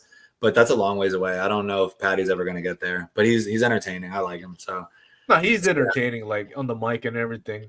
Like his social media and everything's entertaining. But I always try to match him up like against like guys similar to his style. So like not similar, but like fun matchups. Like I want to see him against Gamrot because I think that's a fun like scrambling fight. get those guys on the ground. They'll scramble. They won't be like Armin and Gamrot, but Hey, but it's crazy because he'll piece up Gamrot, bro. Like he's so fucking. There you He go. could beat Gamrot. He could beat Gamrot. Yeah, It's a winnable fight. That's probably like the only fight I think you can win in the top 10, but that's about it. But anyways, Khamzat should get the next title shot, in my opinion. I mean, I don't mind wait. Strickland can wait. Like, I'm all set with that. Like, I've seen it already. It was a cool fight. Yeah, it wasn't a bad fight, but it wasn't like the fight of the year. People. Well, you think they could skip him? People were split. I don't think they should skip him. I don't think they're gonna skip him. But like, think about it. Like, they can wait on that fight. You know what I mean? It's Sean Strickland. Like, but if Khamzat wins, like, who's he gonna fight after? Is he gonna get a DDP rematch? No, but DDP and Strickland have some controversy. And there you go. I mean, shit. All I know is that. Well, that fight's gonna happen. I don't think that's gonna get. Well, here's the thing, right? I don't like pushing rematches too fast because I hate when the UFC does that. Like, the fighter will win one fight. And let's say Sean Strickland wins, right? And then they're gonna push for a trilogy. You know what I mean? I don't want to see that. Then just do Izzy Khamzat, bro. That's a fucking fight to make. Come on. Nah, it's Khamzat. Just give him the title shot. We waited long enough. Dude, he came through in 2020. We were saying he's going to be a champion by the end of 2021. It is about to be 2025. I'm sick of waiting. You know what I mean? Hey, to your point, Phil. So when was Bobby Knuckles champ, bro? Like, realistically, when was Bobby Knuckles wearing the strap? 2018. Yeah, bro. Hey, this is funny though. My boy is on the same wave as you, Phil. He at this point he thinks they're never gonna give Khamzat a title shot. After the finish, he goes.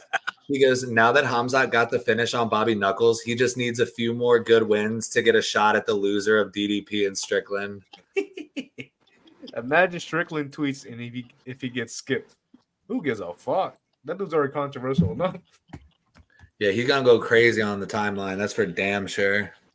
Dude, I'm saying, like, we'll see. We'll find out soon enough. Like, Volk should have been next, right? But then freaking Max freaking prove a point. You know what I mean? He knocked out Gaethje and he got the title shot over Volk. You know what I mean?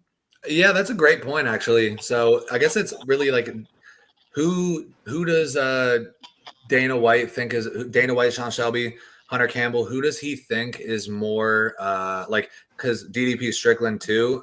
Probably a pretty profitable card, but are they like, DDP Khamzat?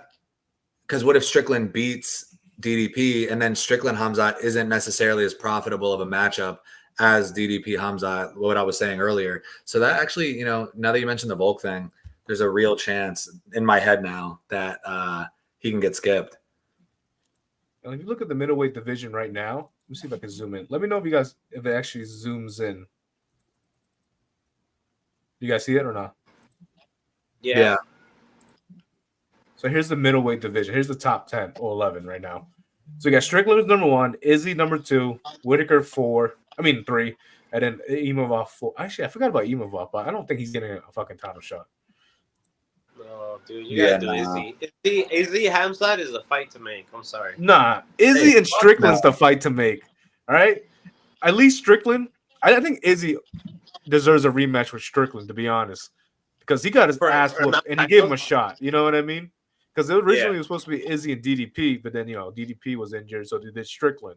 So I kind of feel that could happen when the loser of if DDP and Strickland, whoever loses that, is gonna have to end up fighting the loser of Izzy and Khamzat, anyways. It's kind of like a elimination match, pretty much. Like everybody in the top 5 is gonna fucking end up recycling each other. I don't mind Khamzat Izzy, bro. That'll be good banter. And it will the same as Izzy, and I mean that we get that run back from DDP and Strickland because I feel like they need to run that back, especially out in Canada. Come on, bro. They fought in Canada.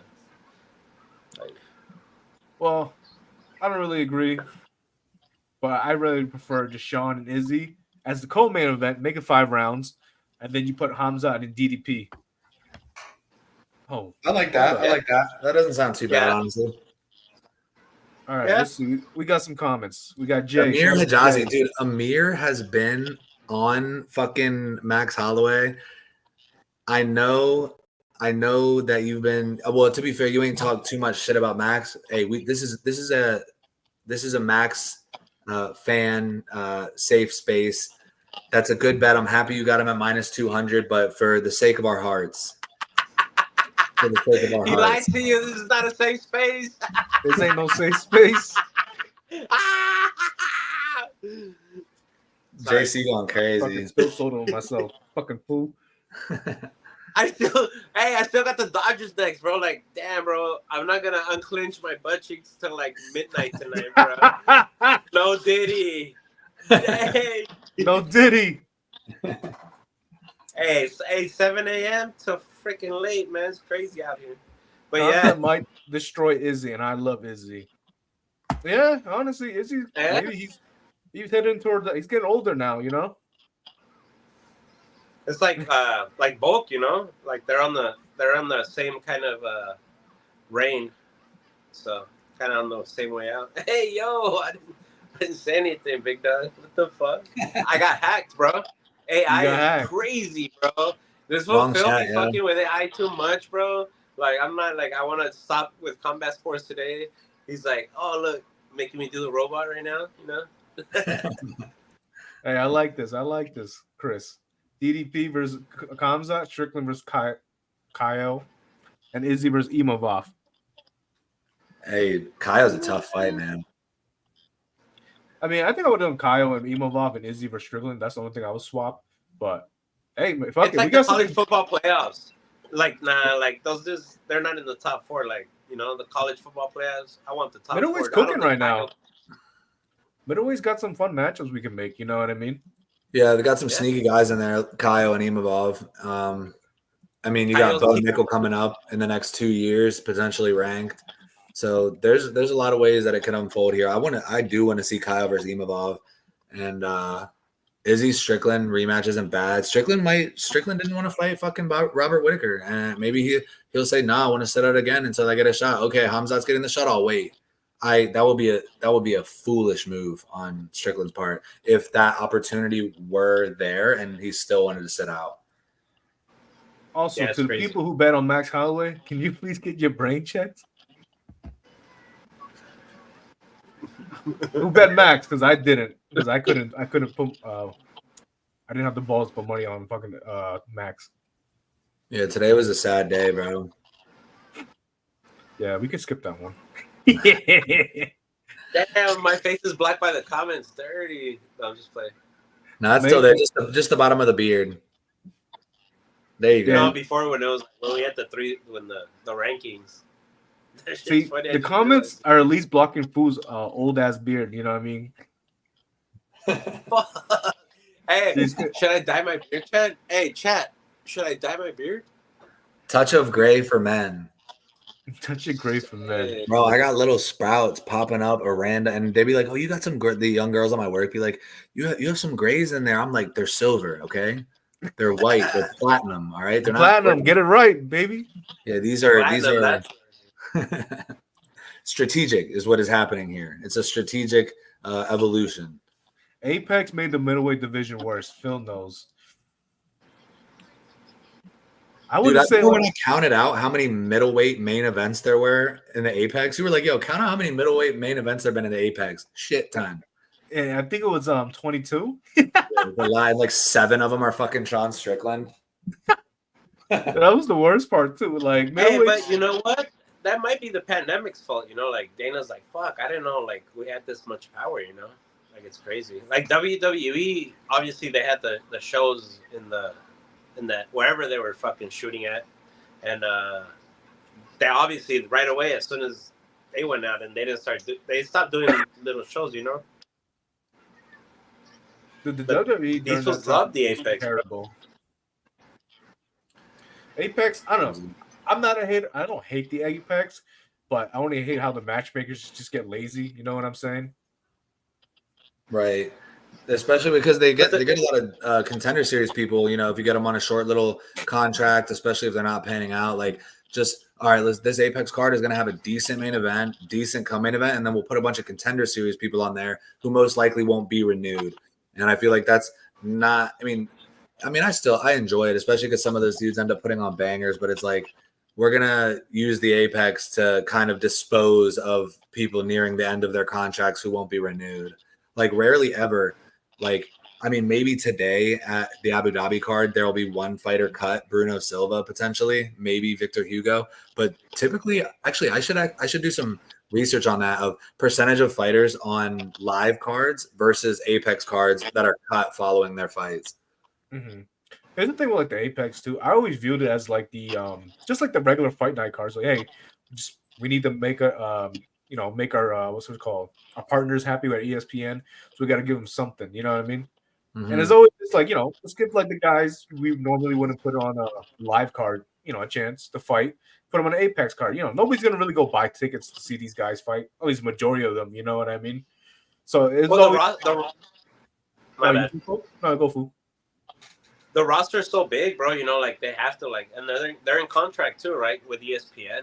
So like they kind of have to put out like content, like of course. So like if it's cheaper to hire, obviously like cheap labor, and then you build them up and they go 1-6 in Abu Dhabi, like that's just how you fucking do business. Yeah, everything is about content creation. Everything is about pushing content nowadays, especially with social media. And I'm sure in the deal with ESPN, they have to put out a certain number of things, and they have to meet quota. And Dana White's Contender Series is probably really helping them with that in terms of how many fights can we push out. I mean, shit, to me, the more fights, the better. I don't even care. People are like, I'm sick of these regional level fights.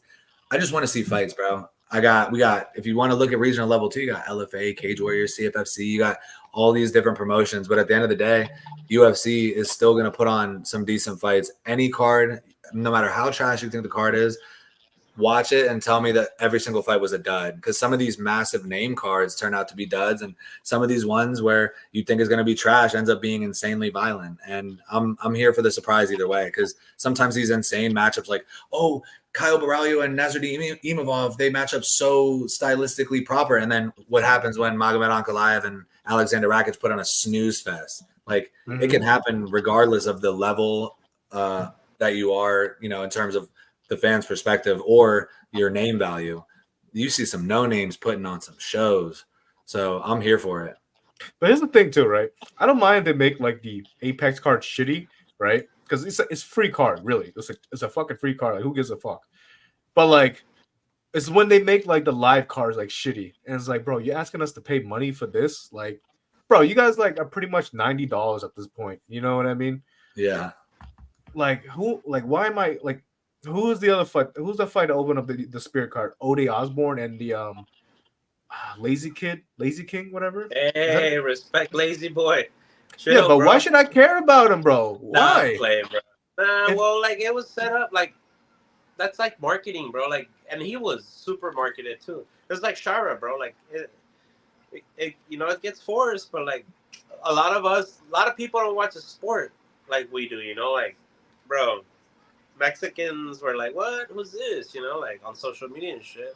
But fool, you're asking me to pay. You're asking me to pay $80, $90. You know what I mean?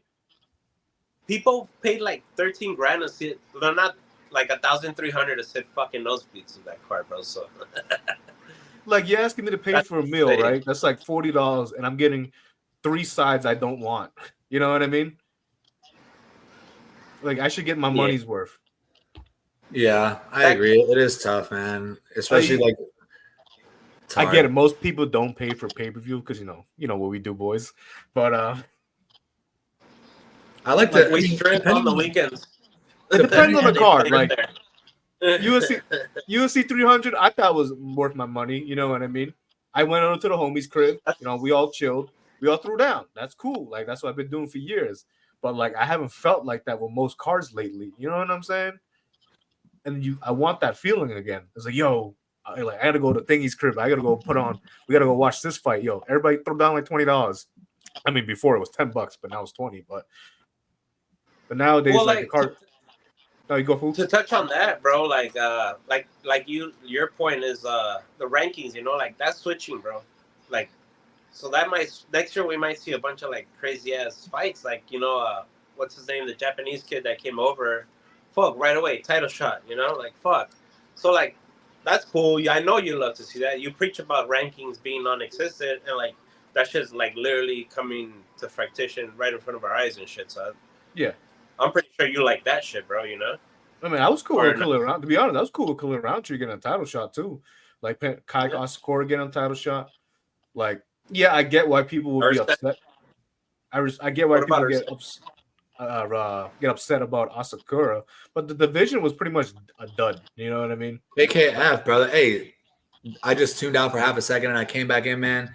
Kai Kara France got whored, bro, especially after the performance that Steve Erceg put on Pantoja. I thought he won that fight. And now you got Kai Asakura stepping in. And the fact that they gave the title shot to a debuting fighter named Kai over Kai Kara France, I was sick to my stomach, bro. And I texted you. I remember I was like, yo, KKF next for the belt. And you were like, nah, bro. And I'm like, what do you mean, nah? And then look what happened. I'm sick, bro. I'm sick. Hey, per sources, I told you so. Yeah. I mean, it is what it is. Like Kai Asakura and my friend, he's a big boxing fan, and he was talking about.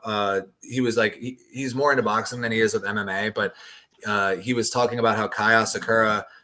Maybe similar to Inoue. Like Inoue, I don't need to leave Japan, bro. I'm packing stadiums here. I'm making bread here. So why the fuck would I go fight somewhere else? And that was probably some of the influence or the motivation that the UFC had for Kai Asakura to get him to the UFC was, if you sign with us, you can be the world champion in your debut fight. It's in your hands from there, but we'll give you a title shot on your debut. And maybe, because I'm sure Asakura was making a fine amount of money before the UFC. I doubt he needs the UFC. So they needed to give him something to leverage him to want to join. Like, oh, you can be the best in the world. People might think you are the best in the world, but you aren't until you've done it in the UFC. And that's what the conversation typically is. So, I understand from a business standpoint, and we want this guy on our roster, but at the same time, as a fan who's been watching for a long time, Kai Kara France has put in his dues, man. And either way, I think he's next. We might get a Kai versus Kai title shot. So I'm interested to see what happens moving forward. Dude, flyweight, low key, like I remember when flyweight was considered like a dead division until Demetrius Johnson was the man. You got guys like Henry Cejudo coming up. Obviously, Joey Benavidez is a legend.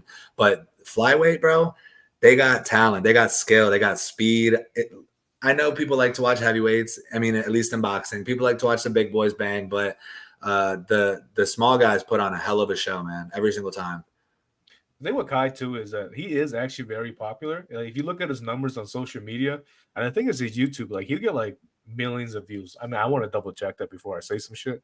But like every time I post Kai Asakura on our Twitter page, bro, we always get in some numbers. You know what I mean? It'll be like the most simplest post, like, oh, Kai Asakura in his UFC gear.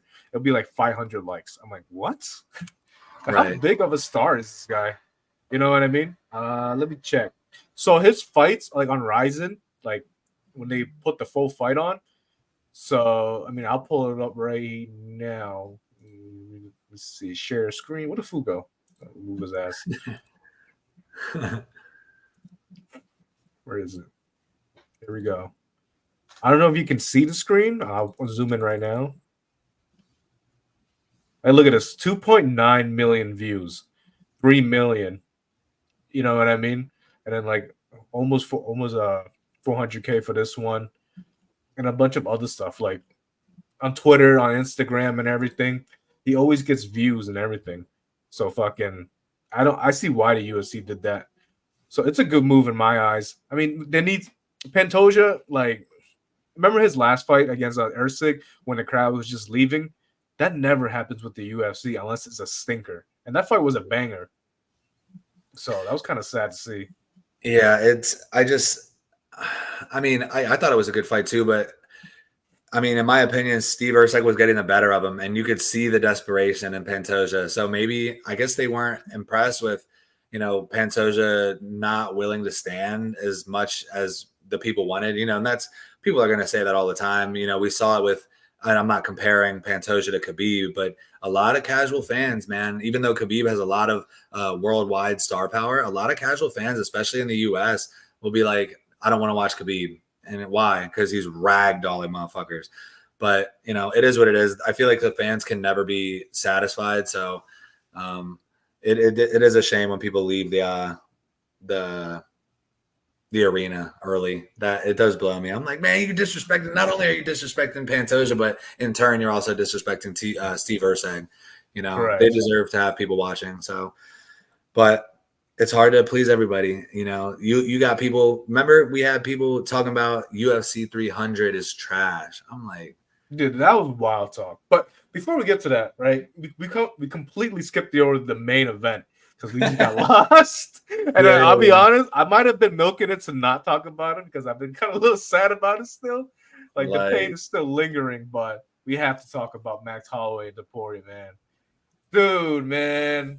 I thought Max was putting it on. I thought he was turning it up. You know what I'm saying? Yeah. And then he kept getting clipped. But I kept saying to myself in my head, like, Max, stay away from the fence. Please. Oh, fuck. Why is this dude back now? Why'd you make that face, fool? Wow. I heard you. I'm hurt. I ain't gonna lie. As a big Max fan, I'm in a bunch of group chats that was saying Topuria. And I was like, nah, man, this is Max, man. Max is gonna show this motherfucker who's the man. And for him to get knocked out like that, man, that crushed my soul, man. See him like with his fucking back on the mat, Topuria's knees on the shoulder, and Max's head bouncing off the canvas. Whew. As a fan, man, that hurt. But I love how Ilia kind of like showed his respect after the fight, right after he knocked him out. He actually just threw up his hands to like pretty much say thank you. You know what I mean? Like, thank you for taking this fight, and just completely humble in the post-fight interview. So like, I actually respect Topuria for that a lot. To be honest. Yeah, I love that, dude. So it was sad. Obviously, you know, we all love Max Holloway. But when Ilia Topuria, you know, he gave Max his flowers. He said he looks up to Max. You know, if he can be just a small part of, you know, the history of this division, then, you know, he'll have succeeded. And I think that was, you know, he talks his shit. But one thing about Ilia Topuria, you know, he puts on a character, like he plays a heel, and his English is good, but like a lot of people think he comes off cringe, but he's speaking this in a non-native language. Like he's trying to be a heel, he's trying to be the bad guy, he's trying to get people to watch, and he's doing a good job of it. People call it cringe, but at the end of the day, when you hear Ilia talk about, you know, whether it's Max or whether it's Volk, we see his shenanigans and what he's doing to draw views. But even before the fight, especially with Volk, he was talking about how massively he respected him, and you know, he hasn't lost yet, so we'll see if he's humble in defeat whenever that day comes. But after he wins the fight, when it's all said and done, you know, he's respectful, he's humble, and he gave Max his flowers. But what really fucked me up, bro, at the end, we're sitting there shook, and when they talked to Max, made no excuses. He said he felt great, you know, up until that moment. He said that's the fight game, but you could hear the shaking in his voice a little bit, and I was just like, oh my god, bro, I'm dude, fucking gutted right now. I was just like thinking, man, I hope Rush is not fighting. I mean, it's not watching, man. Watching his dad, you know what I mean? Because we basically followed Rush basically since he was a kid, you know what I mean? And I seen when Max loses, like Rush is like always like breaking down, crying and shit. Like, fuck. Mm-hmm. He's older now. He probably didn't even watch, but he's watching anime or some shit. Shit, that's his dad though, bro. Everybody knows. Nah, it's like Rocky, bro. Like, you know, you see everybody seen Rocky movie, bro. That's how it is. Like, that shit's crazy, dog. Yeah, but it's tough. Like, obviously, I was going for Max, but I knew Ilia was gonna win, man. Like, I watched him. I said against Volk, like, because I've been following him for a while, and just like the Bryce Mitchell fight, like, proved a lot to me, bro. That's when I was like, okay. And it wasn't that when he got knocked down with was it Herbert or whatever, who the fuck laid him out and he got back up. I think the Bryce Mitchell, I was like, fuck, dude, wow, you know, because Bryce Mitchell was like super hyped for a lot of people before that, and I don't think Bryce Mitchell was sick, and this like literally cements the point where he lied about that, bro. You know, like he wasn't sick, you know. Topuria said he'll sub Islam. What do y'all think? I was saying it earlier. I would just like, you know, I don't think this double champ stuff is like, you know, defend your spot first. For me, he just knocked out Max. He already knocked out Volk. Volk rematch, he knocks Volk out again, and then take on another up-and-comer in Diego Lopez. If you win those next two fights, I think it would be appropriate, especially based on the shit Ilia's been saying. You say you're gonna sub Islam, go defend that title 2 more times. If Islam's still there in a year, 18 months, wherever it ends up being, let's put it to the test and see if you can actually submit or even just beat Islam. I think it will be crazy because Islam is a fucking force, man. Yeah, the thing is too, like if Ilia moves up to 155, like I don't know how much weight he cuts, but like I'm assuming he's walking around 160, right? He looks like he'd be around 160, maybe Yeah. 165. You know who can make that fight happen? Riyadh season, bro. They're out of I turn. don't know. But anyways, yeah. So like, if he even moves up, like I think like Islam walks around like 195. To be honest, He like might he's be a even big, bigger. he's big as fuck. Like, so I don't know if he can actually like even hang with freaking Islam, like just based off the strength and size. So, Volk did the first time. So I mean, it's hard to say because. but the thing with Volk too, he used to be walking around 200 pounds. You know what I mean? He's a former rugby player, so he's used to that type of strength. I don't know if Topuria is used to that type of strength. You know, so would you rather see him fight at 155? I mean, Topuria fight him at 155, or see Islam fight at 170? Wait, what do you mean? Like him? Like Islam challenge for double champ at 170. I'd rather see Islam at 170, like fighting. If Sharaputdin's the title holder, though, I doubt Islam's going to fight him. I think he'll fight him. I think he'll take him on. That would be fucking sick. I would be rooting for Islam. Because he's not, I don't think he's friends with Shavkat. Like, they're acquaintances. Like, you know, they probably trained together before. But everybody does that, you know, train together. But, like, him and Bilal are currently training together. Like, they're actually training partners. So he wouldn't fight Bilal. But I would like to see Islam at 170 if he's fighting Shavkat. Like, that'd be a sick fight. But right now, at 155 for Islam, I don't think it's Topuria next. So, I mean, who's next? Oh, Arman Sarukian's next. So that's a fight we want to see next. And I believe it's in January. So stay tuned for that one. That's gonna be a fun fight. I want to see Arman fight him. He deserves it, man. And as for Ilia, like, stay at 145, fight Volk again. Like, that seems what they want next. Get Diego Lopez, and then fight the winner of Mosvar and Aljamain Sterling. You know what I mean? That's 3 fights. You already defended it once, so that'll be 4 title defenses if you get that done. Because I don't see anybody at 145 coming up right now. Gene Silva. I like Gene Silva, but I'm not too high on him. Bro, in a year, he could be a fucking problem, man. He's young, too. Let me see how old Gene Silva is. I believe, even though he looks like a 32-year-old man. He actually follows us on CST, so that's pretty cool. Oh, that's fucking awesome. I'm a fan of this dude, man. He is 27 years old, 5'7".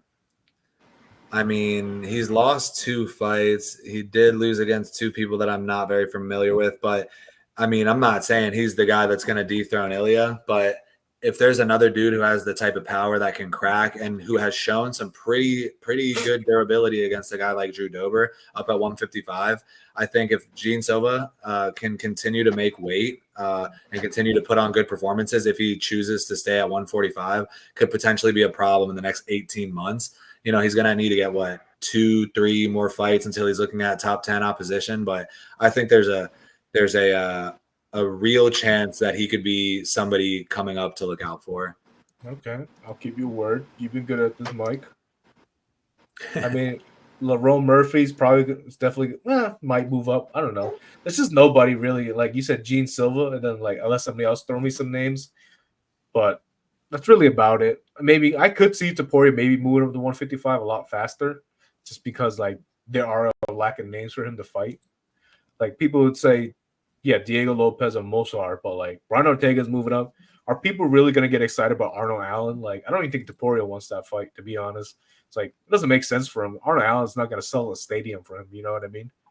Yeah, I think Ilia probably runs through.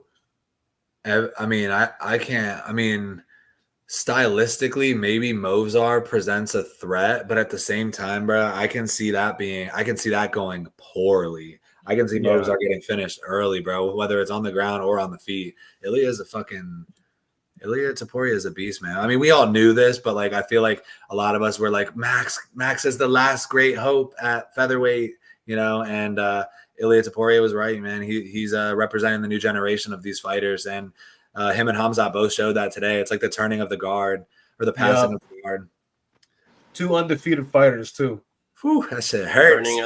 That shit hurt. I like that. Not even that too. Think about Sharaputdin. He was also undefeated in that card too. And then you got Laurel Murphy. Yeah. I mean, Laurel Murphy's not the turning of the guard because he's 33, but Sharaputdin, how old is he? Late 20s. Let me check. He just turned 30 like earlier this year. Did he? So they're presenting their undefeated guys on the main card. As I'm correct, Laurel Murphy's also undefeated? Yeah. Yeah. So Laurel Murphy was actually 15-0. Sharaputdin is 15-0. Khamzat is 17-0, if I'm correct. Let me see. He's 14-0.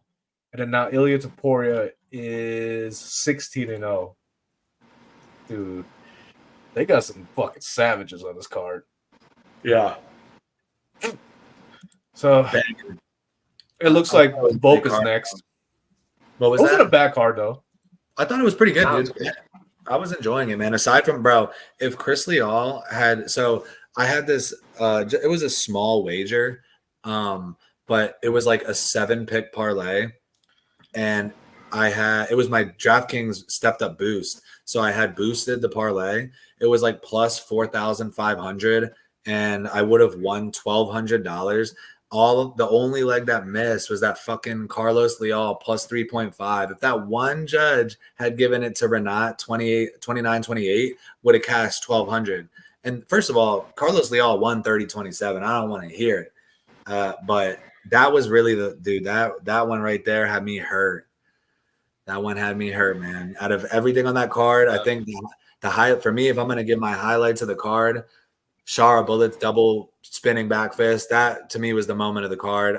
Obviously, I'm not going to say Ilia knocking out Max, but Ilia knocking out Max, Khamzat doing what he did to Robert Whittaker, that was crazy. Chris Cushman, you could not be more right, man. Leal won the fight. I like Chris. Everything he says, I agree with. Good people over here. Give us a like and subscribe if you haven't. Yeah. Follow on Twitter, too, if you're looking for any up-to-date news on all combat sports, man.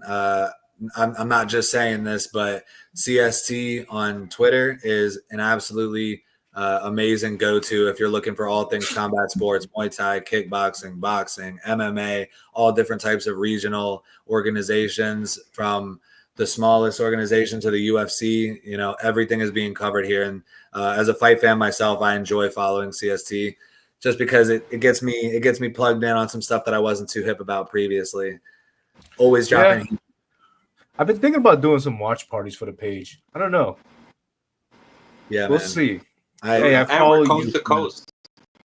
We're coast to coast, and we're over the pond.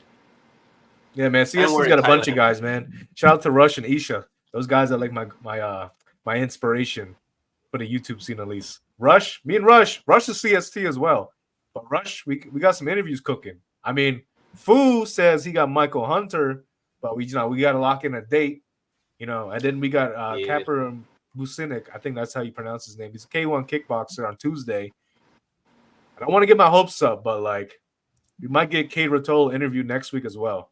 Ooh, that would go crazy. I'm still trying to. I don't want to press him, but I really wanted to get that Brian Battle interview.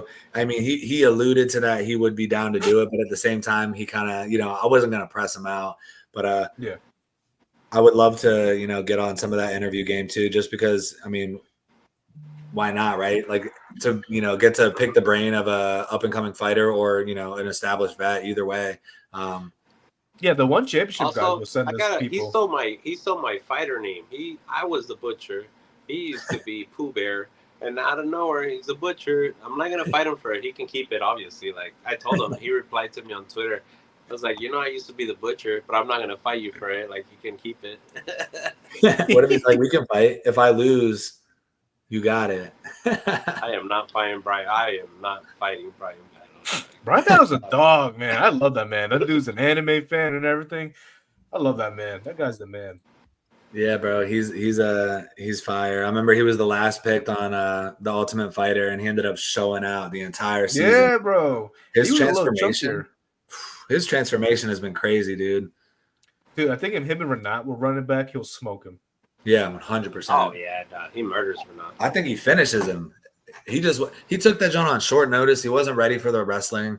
And to be fair, that was the one fight where Renat Fakhretdinov, after I watched that, I was so high on Brian Battle, and I still am, but I was like, Brian Battle's going to show this guy what's up on short notice. His stock's going to go through the roof, and he just wasn't prepared for that wrestling game plan. And at the time, Renat's cardio looked way better then than it has since then. So I don't know what has changed there, but at this point in time, Brian Battle, in my opinion, is running through Renat Fakhretdinov. They don't need to even run that back. And to describe Brian Battle, it's like when you start a career mode in UFC, like that's pretty much how his career is, like like he's literally just getting better, because you like it's kind of like you're putting your points or your stats into like building him. And it's like obviously you're gonna lose one, but you learn. But I feel like he can make a title run, Shit. Yeah, 100%. He's only getting better. Dude, I've been saying that too. People are like, Brian Battle's mid. I'm like, yo, you're tripping, bro. Because from fight to fight, we've seen like exponential improvements. And he's still pretty young. As long as that continues, I don't see any reason why he's not going to be a contender within the next year, 2 years tops. Did you see what Sean Strickland said? Nah. He said something about him being next. You see my screen?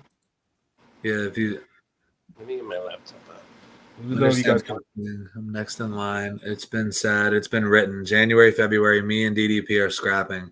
Go back to Chechnya and wait a few months. Wait, sorry, UAE. You're not allowed in Chechnya. But hey, crypto scams while you wait. God damn, what? And you got fucking Stream East Network over here. We feel as you go, the two of you should fight each other. I'm not Drickers. I'm not cum shot. I won't take a year off after I win. Don't worry. Dude, that would be crazy. Can you imagine if Sean Strickland beats DDP and then beats Khamzat? Yeah. I don't know, man. Like, I still want freaking Khamzat and DDP instead, Like, yeah, Sean Strickland backs up a big, he wins fights and all, but like the way he fights doesn't match the way he talks, But what do you think would happen? Like one thing I noticed, and one thing a lot of people give Sean Strickland flack about, like for example, his fight against Paulo Costa, everybody was getting on Strickland for fighting a certain way. And I'm like, why aren't you getting on Paulo Costa for backing away the entire time? I guarantee you, if Paulo Costa stood in front of Strickland, Strickland will stand there and fight you. You know what I'm saying? And instead, he just allows himself to get walked down, backing up, fighting with timidity. I mean, Strickland is technically, if they want to, they be saying on social media, he's a jab merchant. But at the same time, I want to see somebody stand their ground. And just like DDP did, he stood his ground against Strickland. And look what happened in that fight. That joint was a banger. Mm-hmm. So, I mean, personally, I still think Strickland and Izzy too. That's just my fight. Like, let's get that rematch out the way. Like, if Sean's gonna get passed up, give Izzy his shot, just like Izzy gave you your shot. You know what I mean? To fight. Yeah. So come on. That's a fight. That's a fight to me. Khamzat, DDP main event. Izzy, Sean Strickland co-main event. It's a middleweight affair, and then Imavov could fight Caballero. So that'd be a fun fight too. You know what I mean? That could be another French card. I mean, they could honestly put that in Apex, to be honest. Like, I don't think anybody US is going to get up and go. Chris said, I was at UFC 302 live and Paulo got worked. That fight was boring, I'll be honest. I was like falling asleep during that fight until... Dude, I liked it. I liked that fight? Yeah, because in my opinion, dude, Paulo was talking all that shit, bro. And he got walked down and he got tagged up the entire fight. I have friends that think it was boring. Like, I'm not gonna say that fight was objectively fucking entertaining, but what I was watching and what I interpreted the fight as was Sean Strickland is putting on an absolute masterclass against this guy who was supposed to be a scary power puncher. And he got reduced to, basically nothing. He looked, when Sean was walking him down, especially from like the third round on, he looked like, I don't know what the fuck to do. He's backing up. He's looking confused.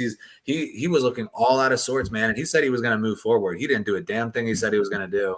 And that's what Strickland does, man. I mean, to some people it doesn't look crazy, but even look at the fight with Jack Hermanson, bro. He goes in there and works people. And, you know, he could be maybe more violent, but at the same time, am I going to criticize Sean Strickland? Because Paulo, say anyone he fights, Paulo is running away. What am I supposed to do? Go running through, winging crazy shots? Or am I just going to keep plotting him forward, keep tagging him up? And if he wants to meet me there, then we can get violent, you know? But at the end of the day, I like the way Strickland fights. I understand for some people it's not the most entertaining. So I understand any criticism that Sean Strickland gets. I don't hate Sean Strickland. Oh, to a certain degree, he does say some wild shit online. But I don't hate the man, you know what I mean? I mean, his style is not the funnest style, but it's also his opponent's fault too. It's like, you got to really press this man, like DDP or fucking Alex Pereira. You know what I mean? You got to bring the fight to him because he's just gonna keep walking you down. And if you don't, you know, good luck. You're gonna lose a 50-45. Yeah, and dude, it's the same with Izzy. Like, so I was talking to my boy. He's like, hey, just like you told me, Izzy's exciting, and I'm like, bro. So if Izzy's fighting Jared Cannonier or Yoel Romero and they don't want to do anything, what's Izzy supposed to do? Rush into harm's way and get slapped by a dude who's choosing to not fight? Like, Exactly. If I'm Izzy against Jared Cannonier, I'm like, I don't want to just walk into a bomb and give him an easy dub with an overhand right. I'm going to fight smart. And if he wants to bring it to me, then we can really start getting it cracking. But that's up to you. Either you're going to lose this decision because I'm not going to put myself in harm's way against a one-shot knockout artist, or you're going to have to bring it to me and we can really see who's better. And they don't do it. So it's like, oh, yeah, it was boring, but you can't place the blame on the champion. You got to put that shit on the challenger for not trying hard enough. They didn't want it bad enough. And then just, you know, accepting defeat. Like, he may have resigned himself here to losing a decision. Like, you got to put that shit out there. Well, I'm still a little sad about the main event and all. Me too. But at least we can take a quick look at the next week's main event, which is Brandon Moreno versus Amir Abazi. I'm already Canada. That's my birthday. That card is on my birthday. Mick, Nice. do you want the night off? Like, do you need something to run it, or like, what's up? No, I got it, bro. Watching UFC on a Saturday. That's the perfect Saturday, bro. And the last time my fucking birthday fell on a Saturday, I don't even know when the last time that was, bro. It's always like a Tuesday or a Thursday. What do you think? What do you guys think about this card? I mean, First of all, I know Mick's gonna be super positive. He's like, dude, you never know. This card just may be the card of the year. You never know. This could end up as the greatest card in the history of fighting. Well, first of all, I like to give the UFC props for putting a women's fight in the first fight of the night. I think let's get that one out the way. I'm gonna do a banger count. Charles Jourdain's on the school. Victor Henry. Oh yeah, Jourdain's making his bantamweight debut. Alex Romanov. Like, they should have put that fight first. Kyle Machado moved down to light heavyweight. That's probably a good move. Jack Shore. Oh, the Fuzulu connection. Looks like he did. Yeah, Yusuf Zalal's fighting. Jonathan Deniz versus Derek Lewis. I mean, I like Dustin Stoltzfus, honestly. Him against Marc-Andre Barrial is interesting. Mike Malott versus Trevin Giles. I think that's a layup fight for Mike Malott. I mean, it should be, but we've seen Mike Malott get smoked by Neil Magny in the third round. Hey, low-key though, out of the two girl fights that are on here, I mean, obviously I don't really care all too much for Jamie Lynn Horth and Ivana Petrovic, but Ariane Lipsky versus Jasmine Jasdavicius, as far as a lower, maybe not lower ranked, mid-ranked fight for the women, I think that's a banger. That's a solid fight. I fuck with it. I actually like Ariana Lipsky, so I don't mind watching her fights. Blanchfield and Rose isn't terrible, dude. Look, I'm not the biggest fan of Erin Blanchfield. I'll be honest. Me neither, bro. Like, Hey. Here we go. What do you want to say now? No, I'm saying she's too hype, bro. Like, people hype. Like, I felt like she was way too overhyped. Like, she beat Jessica Andrade, but like Andrade came on short notice, if I'm correct, right? Yeah. And she And, beat like, Molly McCann, and then she got. I don't want to see. It's hard to call it a fraud check because it was against Manon Fiorot, so I'm not going to say fraud check. But the expectation was that Erin Blanchfield was going to, employ her wrestling game plan and find a ground and pound finisher or submission, and she was not able. When she couldn't wrestle, she couldn't do anything, and she looked like she was lost. So mhm. I'm going with. Sneaky. We gonna get to the pick video here soon, but. Spoiler. Right. What we Yeah. Y'all know who I'm picking. we got Derek Lewis on this card. Like, honestly, I thought Derek Lewis took the biggest L re-signing with the UFC because, like, I felt like the Ngannou fight was there for him. There's fucking bare knuckle boxing for him. There was just so much shit for him to take. I feel like he could have made more money outside of the UFC. He's probably getting paid well by them, though. I would assume he's making 100 to 200,000 a fight at least, maybe 200,000. I think he makes more than that. Like, he's definitely making like the $500,000 type of way. But like, that's not bad. And he doesn't really take that much damage, dude. And look, they gave him a striker in Jonathan Denise. You already know the hammer is Derek. I was about to say Derek Henry. Derek Lewis. Derek Henry? Shit, he might as well be Derek Henry. He's a truck. Yo, I would love to see Derek Henry MMA. Bro, the only thing that sucks about Derek Henry is that he would be a heavyweight.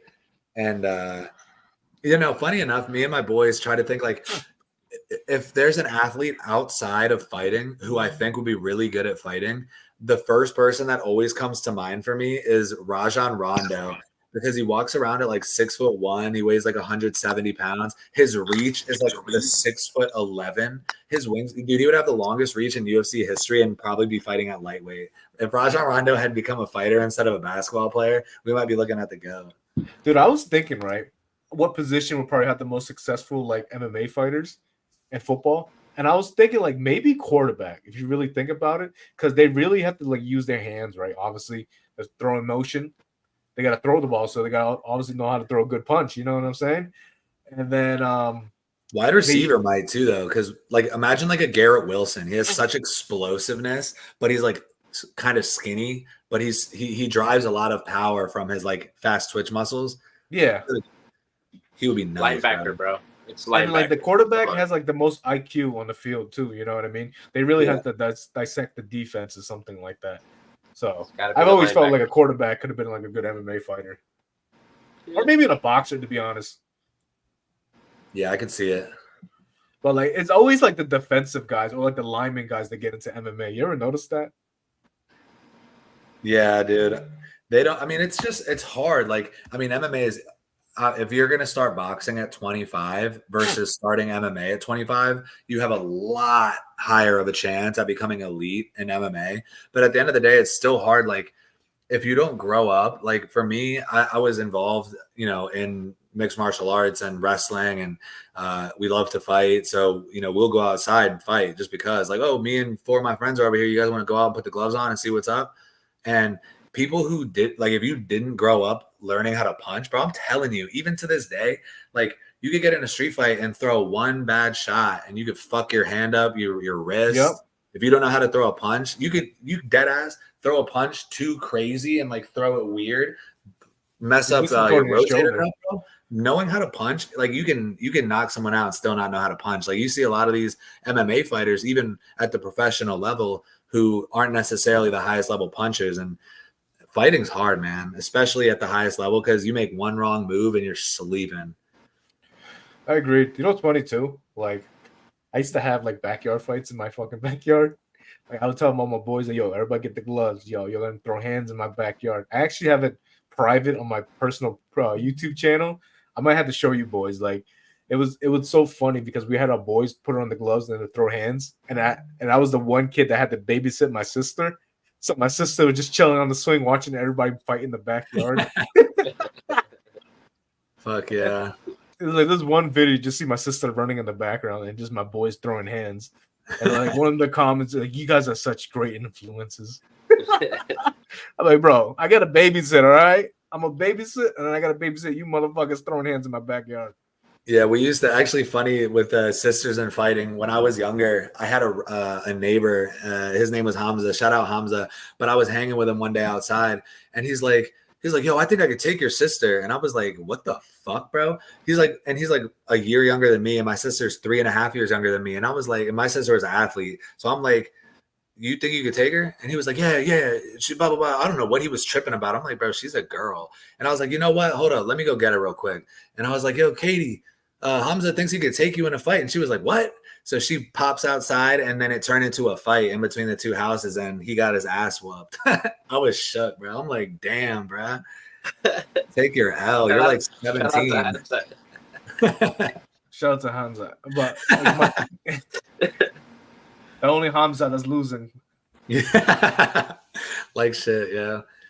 What did you guys, if you could rate this card 1 to 10, what are you going to give the overall rating? 4. Wait, this card of tonight's card. I'm gonna give it a 7.5 out of 10. Wait, which card are we talking about? Because I got this card popped up. Oh shit, that card is probably going to be a lot lower. Yeah. This I'll card, talk about tonight's card. Tonight's card, I'll give like an 8. This card, 7.5. this card coming up, maybe 10. Psych, nah. Maybe like a 6 out of 10. I mean, I try not to judge them before the fights happen, because there could imagine. It was a year, 2 years ago, where there was just like 2 random fight nights over the year where like almost, I think it was like 11 straight finishes, and it was not a big card. I can't remember. Yeah. I think it was 2 years ago.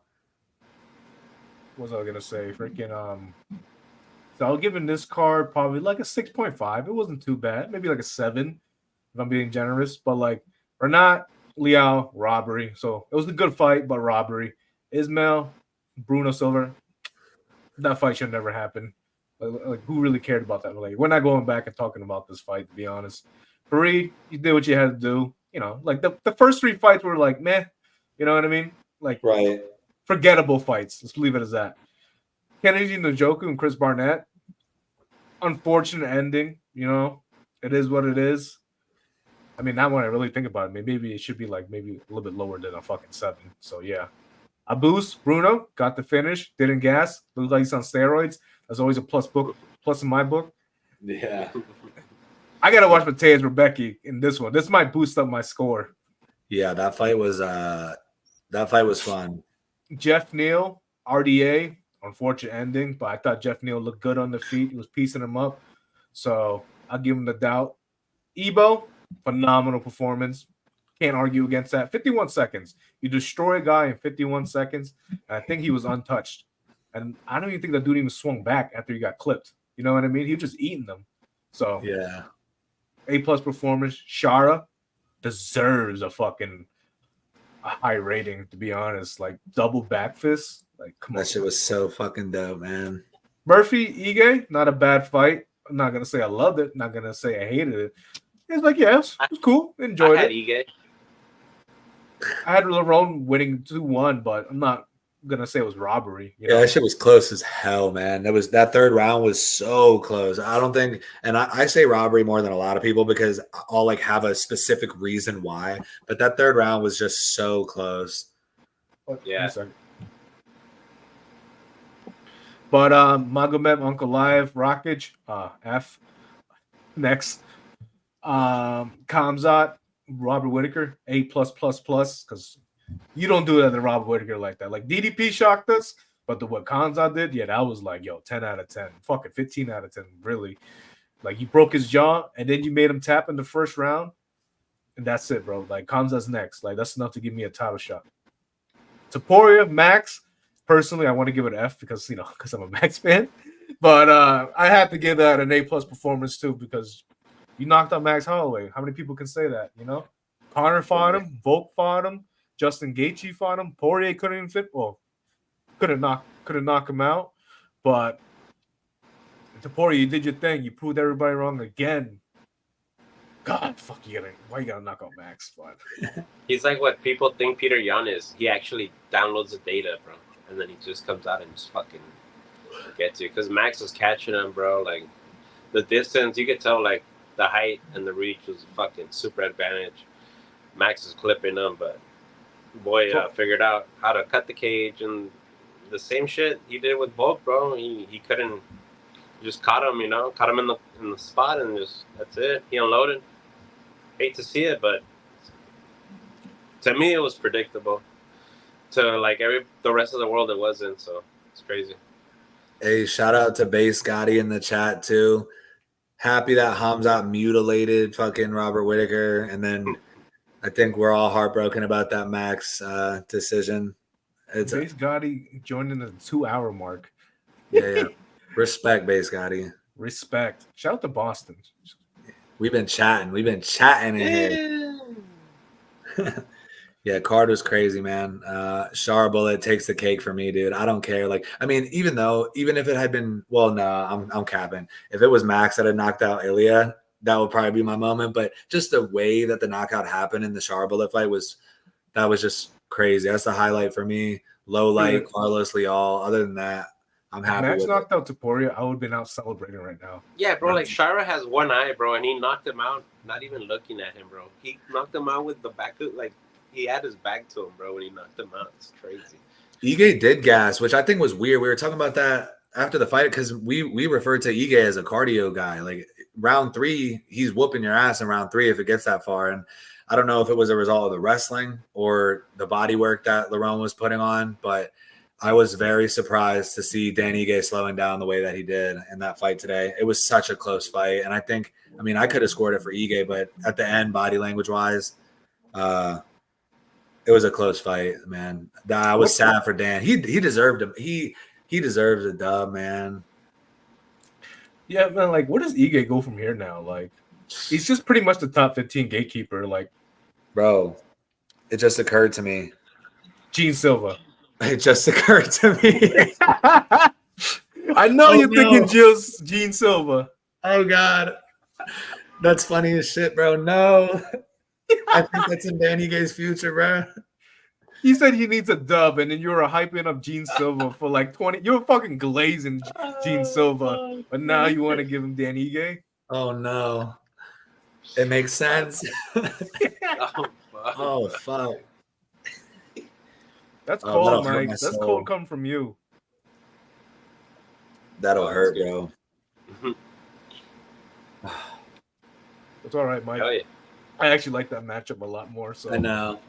It's a good one, but I feel like it favors Silva at this point, and that'll make me sad, especially because Dan Ige is another guy who hasn't been finished. So the day that, although we don't hold Ige in the same regard that we hold Holloway, I've been watching Dan Ige for a long time, and I've always been rooting for him. His mindset has always been, he's a very positive and work ethic drive. Like I like the way he talks, and I admire him as a fighter and a person, and it'll make me sad the day that I see Ige get cracked because he's known for his durability. And if I have to see him go out, that'll make me sad. Time is the killer of all people. So inevitably, if you fight long enough, it's going to happen. So Hawaii, man, 0-2 tonight, man. Oh, I know, man. Brazil's 0-6. Hawaii's 0-2. Damn, it was not a good night for multiple different regions. I think the Ottoman Empire 1-0. I think every fighter that had V, like the last letter of the last name, actually won. So 1, 2, 3, 4, 5, 6. 6-0 for those guys, man. Damn, a 6-leg OV EV parlay would have went crazy. Yeah. Pick the Muslim fighters to win, unless it was Oralbay Muslim. I don't know. Probably. Yeah. I like. But we're at the 2-hour mark, and I ain't gonna lie, I'm kind of hungry. I'm kind of sad. Right. Might eat some ice cream in bed, to be honest. Well, guess what, boys? You're about to get happy right now, my boy. It's about to be Dodgers time too. First pitch is in 10 minutes. Yeah. Boys, are we rooting for the Dodgers? Like, let's do a baseball parlay. Real quick. I'm with it. We could cook something up.